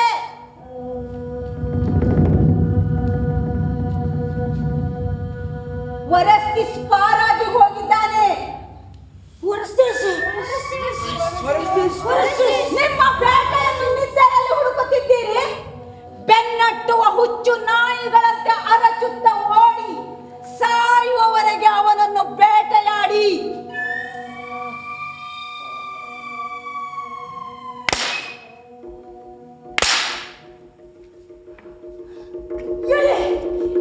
ನಿದ್ದೆ ಎನ್ನುವುದರ ಎದ್ದೇಳಿ. ನಮಗೆ ಮೋಸವಾಗಿದೆ. ನಾವು ಮಲಗಿದಾಗ ನಮ್ಮ ಅಧಿಕಾರದ ಹರಣವಾಗಿದೆ. ಯೋಸನ ಮಗನಾದ ಅಪಾಲ, ನೀನೊಬ್ಬ ದೇವನೇ. ನೀನು ತಾಯ್ತನವನ್ನೇ ಗೇಲಿ ಮಾಡಿರುವೆ. ಹೇಯವಾದ ಕಳಂಕವೊಂದನ್ನ ನ್ಯಾಯವೆಂದು ಬಿಂಬಿಸಿದ್ದೀಯೆ.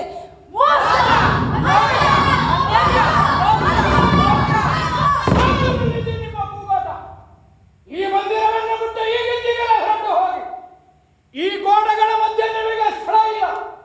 ರಕ್ತ ಹರಿಯುವ ಕೂಪವೊಂದನ್ನು ಹುಡುಕಿಕೊಳ್ಳಿ. ನಿಮ್ಮ ಹೊಲಸಿನಿಂದ ಈ ಮಂದಿರವನ್ನು ಅಪವಿತ್ರಗೊಳಿಸಬೇಡಿ. ಹೊರಟು ಹೋಗಿ, ಹೊರಟು ಹೋಗಿ. ನಾವು ಹೇಳುವುದನ್ನು ಕೇಳಿಲಿ.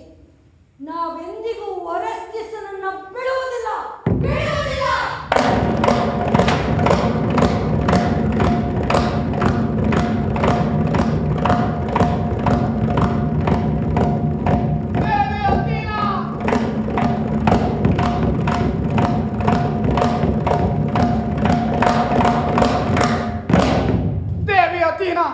ನನ್ನನ್ನು ಕಾಪಾಡು. ಈ ಸಂಕಷ್ಟದಿಂದ ಪಾರು ಮಾಡು. ಅಲ್ಲಿ ನೋಡಿ, ಅವನೇ ಕೊನೆಗೂ ಸಿಕ್ಕಿದ್ದಾನೆ. ಅಥೀನಾ ಮಂದಿರದಲ್ಲಿ ಅಡಗಿ ಕುಳಿತಿದ್ದಾನೆ. ನೀನು ನಿನ್ನ ಪಾಪಕ್ಕೆ ನಿನ್ನ ರಕ್ತವನ್ನು ತರಬೇಕು. ನಾವು ನಿನ್ನ ರಕ್ತವನ್ನು ಹೀರುತ್ತೇವೆ. ಮನುಷ್ಯನ ದೇಹದಿಂದ ಹರಿಯುವ ಕೆಂಪು ರಕ್ತ ನಮಗೆ ಪ್ರೀತಿಯ ಭಯಾನಕ ಆಹಾರ. ನೀವು ಕೂಗಿಕೊಳ್ಳಿ. ಮೊದಲಿನಿಂದಲೂ ನೋವೆನ್ನುವುದು ನನಗೆ ಬಹಳ ಸಂಗತಿಗಳನ್ನು ಕಲಿಸಿದೆ. ಶುದ್ಧಿಯ ವಿಧಿಗಳು ಮುಗಿದಿವೆ, ಮನಸ್ಸು ಮಾಗಿದೆ. ನ್ಯಾಯ ದೇವತೆ ಅಥೀನಾ ನನ್ನನ್ನು ಪಾರು ಮಾಡುತ್ತಾಳೆ. ಯಾವ ಅಥೀನಾ? ಅಪೋಲೋರಿಗೂ ನಿನ್ನನ್ನು ರಕ್ಷಿಸುವ ಶಕ್ತಿ ಇಲ್ಲ. ನಿನ್ನ ಕತೆ ಮುಗಿಯಿತು. ಸಂಬಂಧಿಕರೇ ಒಬ್ಬರನ್ನೊಬ್ಬರು ಕೊಲ್ಲತೊಡಗಿದಾಗ ಕೊಲ್ಲುವವನ ಘನತೆಯನ್ನು ಮಣ್ಣು ಮಾಡುವುದು ನಮ್ಮ ಹೊಣೆ. ದಕ್ಷತೆಯಿಂದ ನಮ್ಮ ಕರ್ತವ್ಯ ಪಾಲಿಸುತ್ತೇವೆ. ಸ್ವರ್ಗದಿಂದ ನಿರ್ಧಾರಿತವಾದ ಆಜ್ಞೆ ಇದು. ವಿಧಿಯು ನಮ್ಮ ನಿರ್ವಹಣೆಗೆಂದು ಒಪ್ಪಿಸಿರುವ ಹೊಣೆ ಇದು. ನಮ್ಮ ಈ ಪ್ರಾಚೀನ ವಿಶೇಷಾಧಿಕಾರವನ್ನು ಯಾರಿಂದಲೂ ನಿರಾಕರಿಸಲು ಸಾಧ್ಯವಿಲ್ಲ. ನಾವು ಹುಟ್ಟಿದ ದಿನದಿಂದಲೇ ಇವು ನಮ್ಮ ಹಕ್ಕೆಂದು ನಿಶ್ಚಿತವಾಗಿತ್ತು. ಮನುಷ್ಯರ ಪಾಪ ಕೃತ್ಯಗಳನ್ನು ಶಿಕ್ಷಿಸುವುದು ನಮ್ಮ ಅಧಿಕಾರವೆಂದು ನಿರ್ಧಾರವಾಗಿದೆ. ದೇವತೆಗಳು ನಮ್ಮ ಅಧಿಕಾರವನ್ನು ಕಸಿಯಬಾರದು.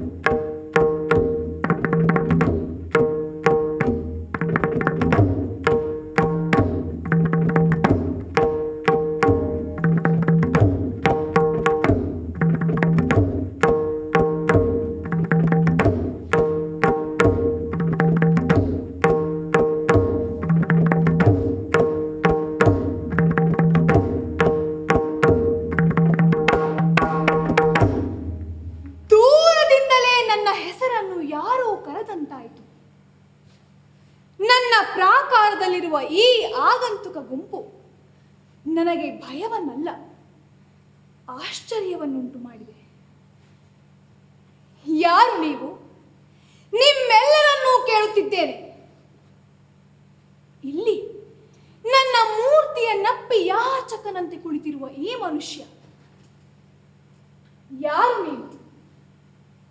ನೀವು ಭೂಮಿಯ ಮೇಲೆ ಹುಟ್ಟುವ ಯಾವ ಜೀವಿಗಳಂತೆಯೂ ಕಾಣದ ನೀವು ಯಾರು? ದೇವತೆಗಳಂತೆಯೂ ಇಲ್ಲ, ಮಾನವರಂತೆಯೂ ನೀವು ಕಾಣುವುದಿಲ್ಲ. ಸ್ಯೂಸ್ ದೇವನ ಪುತ್ರಿಯೇ, ನಿನಗೆಲ್ಲವನ್ನೂ ಹೇಳುತ್ತೇವೆ ಕೇಳು. ನಾವು ಅನಾದಿಯಾದ ರಾತ್ರಿಯ ಮಕ್ಕಳು. ಭೂತಲದಲ್ಲಿ ನಮ್ಮನ್ನು ಶಾಪಗಳೆಂದು ಕರೆಯುತ್ತಾರೆ. ಸರಿ, ನಿಮ್ಮ ಜನಾಂಗದ ಪರಿಚಯವಿದೆ, ನಿಮ್ಮ ಹೆಸರನ್ನು ಬಲ್ಲೆ. ಇರಬಹುದು. ಈಗ ನಮ್ಮ ಜವಾಬ್ದಾರಿಯ ಬಗ್ಗೆ ಕೇಳು. ಹೇಳಿ. ಕೊಲೆಪಾತಕಿಗಳನ್ನು ನಾವು ಮನೆಯಿಂದ ಹೊರದೂಡುತ್ತೇವೆ. ಇಲ್ಲೊಬ್ಬ ಪಾತಕಿಯು ನಮ್ಮಿಂದ ತಪ್ಪಿಸಿಕೊಂಡು ನಿನ್ನ ಆಸರೆಯಲ್ಲಿದ್ದಾನೆ. ಅದಕ್ಕಾಗಿ ಇಷ್ಟೊಂದು ಅರಚಾಟವೇ? ಹೌದು, ತನ್ನ ತಾಯಿಯ ಕೊಲೆಪಾತಕಿಯಾಗುವುದು ಅವರದೇ ಆಯ್ಕೆಯಾಗಿತ್ತು. ನಮಗೆ ನ್ಯಾಯ ಬೇಕು. ಅವನ ಮೊಕದ್ದಮೆಯ ಕೊನೆಯ ತೀರ್ಪಿನ ಹೊಣೆಯನ್ನು ನನ್ನ ಮೇಲೆ ಬಿಡಲು ನೀವು ಸಿದ್ಧರೇ? ನಾವು ಸಿದ್ಧರಿದ್ದೇವೆ. ನಿನ್ನ ವಿವೇಕದಲ್ಲಿ ನಮಗೆ ವಿಶ್ವಾಸವಿದೆ. ನಿನ್ನ ತಂದೆಯ ಹೆಸರಲ್ಲಿ ನಮಗೆ ನಂಬಿಕೆ ಇದೆ. ಮಿತ್ರ, ಈಗ ಮಾತಾಡುವ ಸರದಿ ನಿನ್ನದು. ನೀನು ಏನು ಹೇಳ್ತಿ? ನನ್ನ ಬಳಿಗೆ ಯಾಚಕನಾಗಿ ಬಂದಿರುವೆ. ಆದ್ದರಿಂದ ಮೊದಲಿಗೆ ನಿನ್ನ ಇತಿಹಾಸವನ್ನು ಹೇಳು, ನಂತರ ಈ ದೋಷಾರೋಪಕ್ಕೆ ಉತ್ತರ ನೀಡು. ಅತೀನಾ ದೇವಿಯೇ, ನಾನು ಹುಟ್ಟಿದ್ದು ಆರ್ಗೋಸಿನಲ್ಲಿ. ನನ್ನ ತಂದೆಯನ್ನು ನೀವೆಲ್ಲ ಚೆನ್ನಾಗಿ ಬಲ್ಲಿರಿ. ನಿನ್ನ ಜೊತೆ ಸೇರಿ ಗ್ರೀಕರ ಒಕ್ಕೂಟ ಮಾಡಿಕೊಂಡು ಟ್ರಾಯ್ ನಗರವನ್ನು ನಿರ್ನಾಮ ಮಾಡಿದ ಅಗಮೆಮ್ನೋನ್ ನನ್ನ ತಂದೆ. ಅವನು ಹಿಂತಿರುಗಿ ಅರಮನೆಗೆ ಬಂದಾಗ ನನ್ನ ತಾಯಿ ಅವನ ಕೊಲೆ ಮಾಡಿದಳು. ಎಷ್ಟೋ ವರ್ಷಗಳ ನಂತರ ನಾನು ಮರಳಿ ಮನೆಗೆ ಬಂದು ನನ್ನ ತಾಯಿಯನ್ನು ಕೊಂದೆನು. ಅದನ್ನು ನಾನು ನಿರಾಕರಿಸುವುದಿಲ್ಲ. ಅದು ನನ್ನ ಪ್ರೀತಿಯ ತಂದೆಯ ಕೊಲೆಗೆ ತಕ್ಕ ಪ್ರತೀಕಾರವಾಗಿತ್ತು. ಇದರಲ್ಲಿ ಅಪೋಲೋ ದೇವ ಕೂಡ ಸಮಭಾಗಿಯಾಗಿದ್ದಾನೆ. ವಿಷಯ ಬಹಳ ಗಂಭೀರವಾಗಿದೆ. ಈ ಮೊಕದ್ದಮೆಯಲ್ಲಿ ನಾನು ಕೂಡ ತೀರ್ಪು ಕೊಡುವುದು ಸರಿಯಲ್ಲ. ಆದ್ದರಿಂದ ಸತ್ಯ ಮತ್ತು ಪ್ರಾಮಾಣಿಕತೆಗೆ ಹೆಸರಾದ ಅಥೆನ್ಸಿನ ಹಿರಿಯ ನಾಗರಿಕರ ಸಮಕ್ಷಮ ಈ ವಿಚಾರಣೆ ನಡೆಸುತ್ತೇನೆ. ಯಾರಲ್ಲಿ? ಆ ಹಿರಿಯರನ್ನು ಕರೆತನ್ನಿ. ಸರಿ, ಇನ್ನು ಸರಿ, ಸತ್ಯ ಅಸತ್ಯಗಳ ಹೆಸರುಗಳು ಅದಲು ಬದಲಾಗುತ್ತವೆ. ಈ ಕೊಲೆಗಾರ ಹೊಸ ಅಧಿಕಾರದ ಪ್ರಕಾರ ತನ್ನ ಅನ್ಯಾಯವನ್ನು ಅನ್ಯಾಯವೆಂದು ಸಾಧಿಸುವುದಾದರೆ ಪುರಾತನ ಕಾನೂನು ನ್ಯಾಯಗಳೆಲ್ಲ ತಿರುಗು ಮುರುಗಾಗುತ್ತವೆ.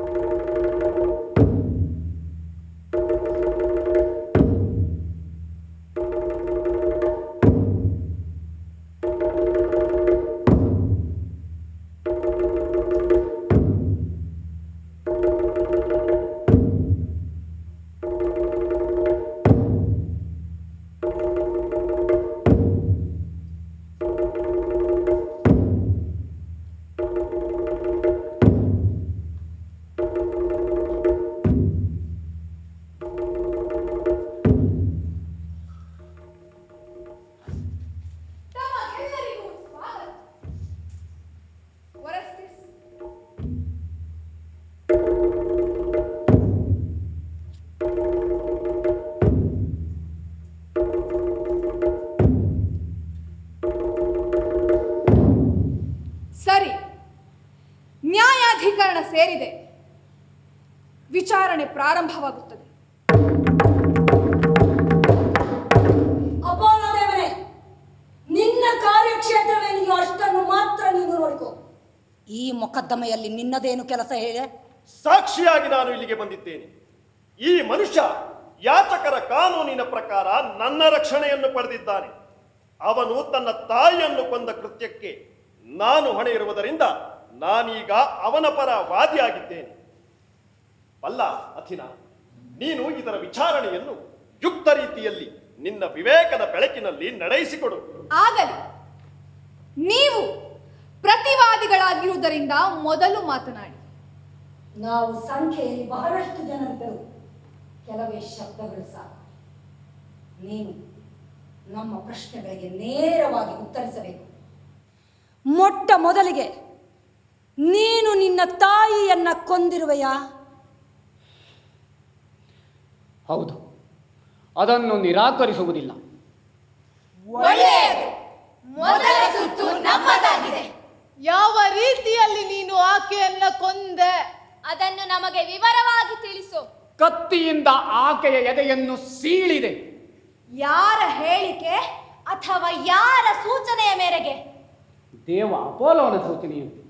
ಅವನ ದಿವ್ಯವಾಣಿಯು ನನ್ನನ್ನು ಆಜ್ಞಾಪಿಸಿತು ಎನ್ನುವುದಕ್ಕೆ ಅವನೇ ಪ್ರತ್ಯಕ್ಷ ಸಾಕ್ಷಿ ಇದ್ದಾನೆ. ದಿವ್ಯವಾಣಿಯ ದೇವತೆ ತಾಯ ಹತ್ಯೆಗೆ ಆಜ್ಞಾಪಿಸಿದನೆ? ಹೌದು, ಅಂದಿನಿಂದ ಇಂದಿನವರೆಗೂ ಅವನು ನನ್ನ ಬೆಂಬಲಿಗನಾಗಿದ್ದಾನೆ. ಇಂದಿನ ಮತದಾನವು ನಿನ್ನನ್ನು ತಪ್ಪಿತಸ್ಥನನ್ನಾಗಿಸಿದರೆ ಈ ಅಭಿಪ್ರಾಯವನ್ನು ಬದಲಾಯಿಸಬೇಕಾಗುತ್ತದೆ. ಆಕೆಯ ಅಪರಾಧ ಇಮ್ಮಡಿಯಾಗಿತ್ತು, ಅದಕ್ಕಾಗಿ ಶಿಕ್ಷೆಯೂ ಇಮ್ಮಡಿ. ಅದು ಹೇಗೆ ಎನ್ನುವುದನ್ನು ನ್ಯಾಯಾಲಯಕ್ಕೆ ತಿಳಿಸು. ಆಕೆ ತನ್ನ ಗಂಡನನ್ನು ಕೊಂದಿರುವುದಲ್ಲದೆ ನನ್ನ ತಂದೆಯನ್ನೂ ಕೊಂದಿದ್ದಾಳೆ. ಆಕೆಯ ಮೃತ್ಯುವು ಆಕೆಯನ್ನ ಮುಕ್ತಗೊಳಿಸಿದೆ, ಆದರೆ ನೀನಿನ್ನೂ ಬದುಕಿದ್ದೆ. ಹಾಗಿದ್ದರೆ ಆಕೆ ಬದುಕಿರುವಾಗ ನೀವು ಏಕೆ ಆಕೆಯನ್ನು ಶಿಕ್ಷಿಸಲಿಲ್ಲ? ಯಾರನ್ನ ಆಕೆ ಕೊಂದಳೋ ಅವನು ಅವಳ ರಕ್ತ ಸಂಬಂಧಿ ಅಲ್ಲ, ನೀನು ಹೌದು. ತಾಯಿಯ ರಕ್ತ ಸಂಬಂಧ ಎನ್ನುವುದು ಅಷ್ಟೊಂದು ಮುಖ್ಯವೇ? ಪಾಪಿಷ್ಟ! ಆಕೆ ನಿನ್ನನ್ನ ತನ್ನ ಗರ್ಭದಲ್ಲಿಟ್ಟುಕೊಂಡು ಬೆಳೆಸಲಿಲ್ಲವೇ? ಓ ಓ ಓ ದೇವ ಅಪೋಲೋ, ಈಗ ನೀನು ಸಾಕ್ಷಿ ನೀಡು. ಅವಳನ್ನು ಕೊಂದಿದ್ದು ಸರಿಯೇ ಎಂದು ತಿಳಿಸಿ ಹೇಳು. ಕತ್ತಿಯ ಹೊಡೆತ ನನ್ನದಾಗಿತ್ತು ನಿಜ, ಅದನ್ನು ನಾನು ಒಪ್ಪಿಕೊಳ್ಳುತ್ತೇನೆ. ಆದರೆ ಕೊಲೆಯನ್ನು ಸಮರ್ಥಿಸಿಕೊಳ್ಳುವ ಬಗೆ ಹೇಗೆ ನನಗೆ ತಿಳಿಯುತ್ತಿಲ್ಲ. ಅಥಿನಾ ದೇವತೆ, ನಿನಗೆ ಮತ್ತು ನಿನ್ನ ನ್ಯಾಯಾಲಯಕ್ಕೆ ಒಬ್ಬ ದೇವತೆಯ ಗೌರವಕ್ಕೆ ತಕ್ಕಂತೆ ನಾನು ಸತ್ಯವನ್ನು ನ್ಯಾಯವನ್ನು ನುಡಿಯುತ್ತೇನೆ. ಯಾವತ್ತು ನಾನು ಒಲಿಂಪಿಯಾದ ಒಡೆಯ ಸ್ಯೂಸ್ ದೇವನು ವಿಧಿಯುಕ್ತವಾಗಿ ಗೊತ್ತುಪಡಿಸಿದ್ದನ್ನು ಬಿಟ್ಟು ಬೇರೆ ನುಡಿದಿಲ್ಲ. ಆದ್ದರಿಂದ ಇದರಲ್ಲಿ ನ್ಯಾಯವಿರುವುದೆಂದು ನೀವೆಲ್ಲ ಗಮನಿಸಬೇಕು. ಅಲ್ಲದೆ ಇದು ನನ್ನ ತಂದೆಯ ನಿರ್ಧಾರವೆನ್ನುವುದನ್ನು ನೀವು ಗಮನಿಸಬೇಕು. ಅಂದರೆ ಸ್ಯೂಸ್ ದೇವನು ನೀನು ಒರೆಸ್ತಿಸ್ಸನಿಗಿತ್ತ ದಿವ್ಯವಾಣಿಗೆ ಅನುಮತಿ ಇತ್ತನೆ? ತಾಯಿಯ ಹಕ್ಕುಗಳಿಗೆ ಬೆಲೆ ಇಲ್ಲವೆಂದು ಅವನು ತನ್ನ ತಂದೆಯ ಸಾವಿಗೆ ಪ್ರತೀಕಾರ ಎಸಗಬೇಕೆಂದು ಆಜ್ಞಾಪಿಸಿದನೇ? ಹೌದು, ಅಧಿನಾ ದೇವತೆ ಮತ್ತು ಈ ವಿಚಾರಣೆಯಲ್ಲಿ ತೀರ್ಪು ನೀಡುವಂತಹ ನ್ಯಾಯಮೂರ್ತಿಗಳೇ. ಕ್ಲಿತಮ್ಮಿಸ್ತ್ರಳು ತನ್ನ ಗಂಡನನ್ನು ಹೇಗೆ ಕೊಲೆ ಮಾಡಿದಳೆಂದು ನಿಮಗೆಲ್ಲ ತಿಳಿದಿದೆ. ತಂದೆಯನ್ನು ಪ್ರೀತಿಸುವ ಮಗ ತಾಯಿಯನ್ನು ಕೊಂದು ಸೇಡು ತೀರಿಸಿಕೊಂಡದ್ದು ಅಪರಾಧವಲ್ಲ. ಎಲ್ಲ ಸಂಬಂಧಗಳಲ್ಲಿ ರಕ್ತ ಸಂಬಂಧವೇ ದೊಡ್ಡದೆಂದು ಪ್ರಾಚೀನ ನ್ಯಾಯ. ಆದ್ದರಿಂದ ಹೆತ್ತ ತಾಯಿಯ ರಕ್ತ ಹರಿಸಿದ ಕೃತ್ಯ ಪಾಪ ಕೃತ್ಯ. ಯಾವುದೇ ರೀತಿಯ ಕುಲದ ಉತ್ಸವ ಸಂತರ್ಪಣೆಗಳಲ್ಲಿಯೂ ಪವಿತ್ರ ಜಲವು ಇವನ ಕೈಗಳನ್ನು ತೊಳೆದು ಶುದ್ಧಿ ಮಾಡಲಾರವು. ಅದಕ್ಕೆ ಪರಿಹಾರವಿಲ್ಲ. ಇದಕ್ಕೂ ಉತ್ತರಿಸುತ್ತೇನೆ. ಮಗು ತಾಯಿಯದು ಎಂದು ಹೇಳಿದರೂ ಕೂಡ ತಾಯಿಯು ನಿಜವಾದ ಜನ್ಮದಾತಳಲ್ಲ. ಆಕೆ ತಾಯಿ ಮಾತ್ರ. ನಿಜವಾದ ಜನ್ಮದಾತನಾದ ತಂದೆ ಆಕೆಯಲ್ಲಿ ನೆಟ್ಟ ಎಳೆಯ ಬೀಜವನ್ನು ಆಕೆ ಪೋಷಿಸುತ್ತಾಳೆ ಮಾತ್ರ. ತಾಯಿ ಇಲ್ಲದೆಯೇ ತಂದೆಯು ಮಗುವನ್ನು ಪಡೆಯಬಹುದು ಎಂಬ ಸತ್ಯವನ್ನು ಒಲಿಂಪಿಯಾದ ಒಡೆಯ ಸ್ಯೂಸ್ ದೇವನ ಮಗಳಾದ ಅಥೀನಾಳಲ್ಲಿ ನಾವು ಸಾಕ್ಷಿಯಾಗಿ ನೋಡಬಹುದು. ಅಲ್ಲದೆ ಅಗಮೆಮ್ನಾನನ ಕೊಲೆ ಕೇವಲ ಗಂಡನ ಕೊಲೆ ಮಾತ್ರವಲ್ಲ, ಅದು ಆಳುವ ಅರಸನ ಕೊಲೆ, ಸಮಾಜದ ವ್ಯವಸ್ಥೆಯ ಕೊಲೆ, ಅಕ್ಷಮ್ಯ ಅಪರಾಧ. ಇದರ ಹೋಲಿಕೆಯಲ್ಲಿ ಒರೆಸ್ತಿಸ್ನ ಅಪರಾಧ ಕ್ಷಮಾರ್ಹವಾದದ್ದು. ಎರಡೂ ವಾದಗಳು ಮಂಡನೆಯಾಗಿವೆ. ಅಥೆನ್ಸಿನ ಹಿರಿಯರೇ, ನೀವು ರಕ್ತಪಾತದ ಮೊದಲ ಮೊಕದ್ದಮೆ ನಡೆಸುತ್ತಿರುವ ಈ ಸಮಯದಲ್ಲಿ ಪ್ರಾಮಾಣಿಕವಾಗಿ ಮತದಾನ ಮಾಡಿ ಈ ವಿಚಾರಣೆಯಲ್ಲಿ ನಿಮ್ಮ ವಚನಗಳ ಬಗ್ಗೆ ಗೌರವವಿಟ್ಟು ತೀರ್ಮಾನ ತೆಗೆದುಕೊಳ್ಳಿ.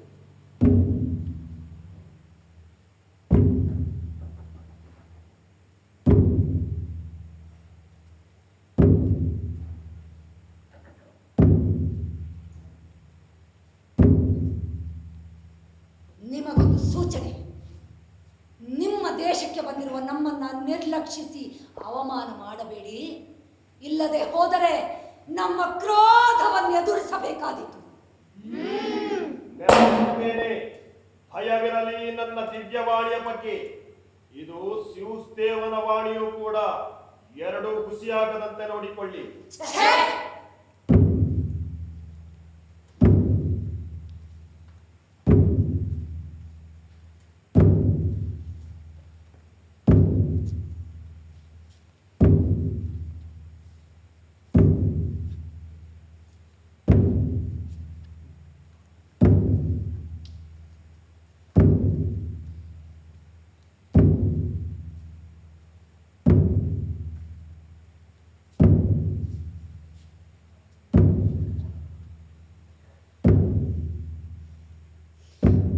ವಿಚಾರಣೆಯಲ್ಲಿ ಸೋತರೆ ಮಾತ್ರ ಕಲ್ಪಿಸಲಾಗದಂತಹ ರೋಗ ರುಜಿನಗಳಿಂದ ಈ ನಾಡನ್ನ ಕಾಡುತ್ತೇವೆ.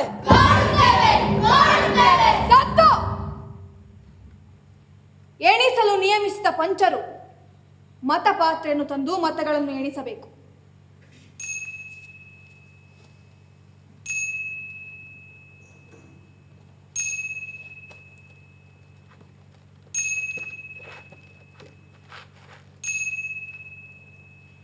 ಎರಡೂ ಮತಗಳು ಸಮವಾಗಿವೆ.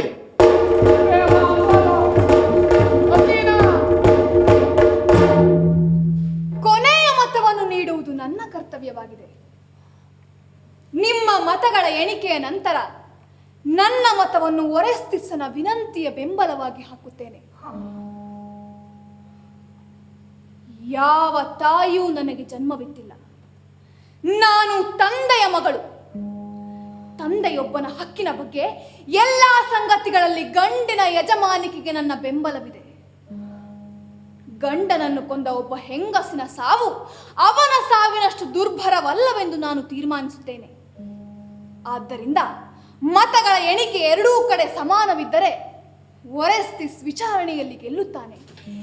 ಈಗ ಮತಗಳು ಸಮಸಮವಾಗಿವೆ. ನನ್ನ ಮತ ಒರೆಸ್ತಿಸ್ಸನ ಪರ.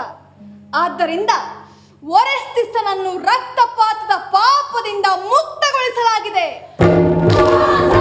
ವಿಚಾರಣೆಯಲ್ಲಿ ಸೋತರೆ ಮಾತ್ರ ಕಲ್ಪಿಸಲಾಗದಂತಹ ರೋಗ ರುಜಿನಗಳಿಂದ ಈ ನಾಡನ್ನ ಕಾಡುತ್ತೇವೆ.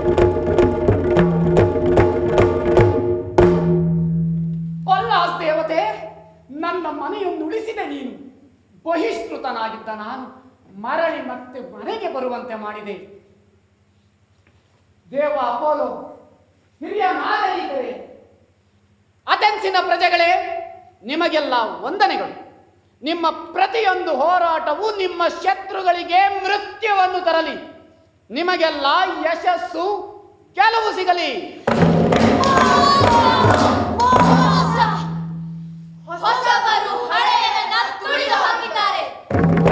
ನೀವು ಯುವ ದೇವತೆಗಳು ಪುರಾತನ ಕಾನೂನುಗಳನ್ನ ಮುರಿದು ಹಾಕಿದ್ದೀರಿ. ಈ ನಾಡಿಗೆ ನಮ್ಮ ಶಾಪವಿದೆ, ಶಾಪ. ನಿಮ್ಮ ಕೋಪ ತಾಪವನ್ನು ಸ್ವಲ್ಪ ಮಟ್ಟಿಗಾದರೂ ತಡೆದುಕೊಳ್ಳಿ. ನನ್ನ ಮಾತು ಕೇಳಿ. ವಿಚಾರಣೆಯ ನಂತರ ಯೋಗ್ಯ ತೀರ್ಪು ಬಂದಿದೆ. ಸರಿಸಮವಾದ ಮತ ಎಣಿಕೆಯಲ್ಲಿ ಕೊನೆಗೊಂಡಿದೆ. ಇದರಲ್ಲಿ ನಿಮ್ಮ ಅಗೌರವ, ಅನಾದರ ಅಥವಾ ಸೋಲುಗಳೇನೂ ಇಲ್ಲ. ಹೊಸಬರು ಹಳೆಯರನ್ನ ತುಳಿದು ಹಾಕಿದ್ದಾರೆ. ನೀವು ಯುವ ದೇವತೆಗಳು ಪುರಾತನ ಕಾನೂನುಗಳನ್ನ ಮುರಿದು ಹಾಕಿದ್ದೀರಿ. ಇದು ಅಪಮಾನ. ಹಿಂದೆ ಪ್ರಪಂಚವಿನ್ನೂ ಹೊಸದಾಗಿರುವಾಗ ನಾವು ವಿವೇಕದ ದೇವತೆಗಳಾಗಿದ್ದೆವು. ಈಗ ಪಾತಾಳದ ಭೂತಗಳಾದೆವು. ಈ ಯುವ ದೇವತೆಗಳು ನಮ್ಮನ್ನ ಪುರಾತನ ಸ್ಥಾನದಿಂದ ಉರುಳಿಸಿ ತುಚ್ಛೀಕರಿಸಿ ಪರಾಭವಗೊಳಿಸಿದ್ದಾರೆ. ನಿಮ್ಮ ಪ್ರಾಚೀನತೆ ನನಗೆ ಗೊತ್ತು. ನನ್ನ ವಿವೇಕಕ್ಕಿಂತ ನಿಮ್ಮದು ಹೆಚ್ಚಿನದು ಎನ್ನುವ ಪರಿಜ್ಞಾನವೂ ನನಗಿದೆ. ಆದರೆ ರಕ್ತಕ್ಕೆ ರಕ್ತ, ಕೊಲೆಗೆ ಕೊಲೆ ಎಂಬ ಸೇಡಿನ ವಿಷವರ್ತುಲಕ್ಕೊಂದು ಕೊನೆ ಬೇಡವೆ? ಈ ಕೆಟ್ಟ ನಡಾವಳಿ ಇನ್ನೂ ಹೀಗೆ ಮುಂದುವರಿಯಬೇಕೆ? ಯೋಚಿಸಿ. ಪಾಪ ಪರಂಪರೆಯೂ ಸಾಕು, ಪ್ರಾಯಶ್ಚಿತ್ತವೂ ಸಾಕು. ಇನ್ನು ಈ ಸೇಡಿನ ಕಥೆಗೊಂದು ಮುಕ್ತಾಯ ಹಾಡಿ ಮಂಗಲ ದೇವಿಯರಾಗಿ ನಿಮ್ಮ ಕರುಣೆ ಅನುಗ್ರಹಗಳಿಗೆ ತಕ್ಕ ಕಾಣಿಕೆ, ಗೌರವ ನಿಮಗೆ ಸಲ್ಲುತ್ತವೆ.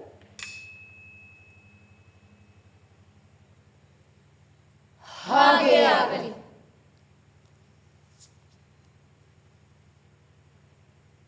ಮನುಕುಲದ ಕೇಡು ಸೇಡುಗಳ ಕೊನೆಗಾಗಿ ನಿನ್ನ ಮಾತನ್ನು ಒಪ್ಪಿದ್ದೇವೆ. ಅದಕ್ಕೆ ಸಾಕ್ಷಿಯಾಗಿ ಒರೆಸ್ತಿಸ್ಸನನ್ನ ಕಳಂಕದಿಂದ ಮುಕ್ತಗೊಳಿಸಿದ್ದೇವೆ.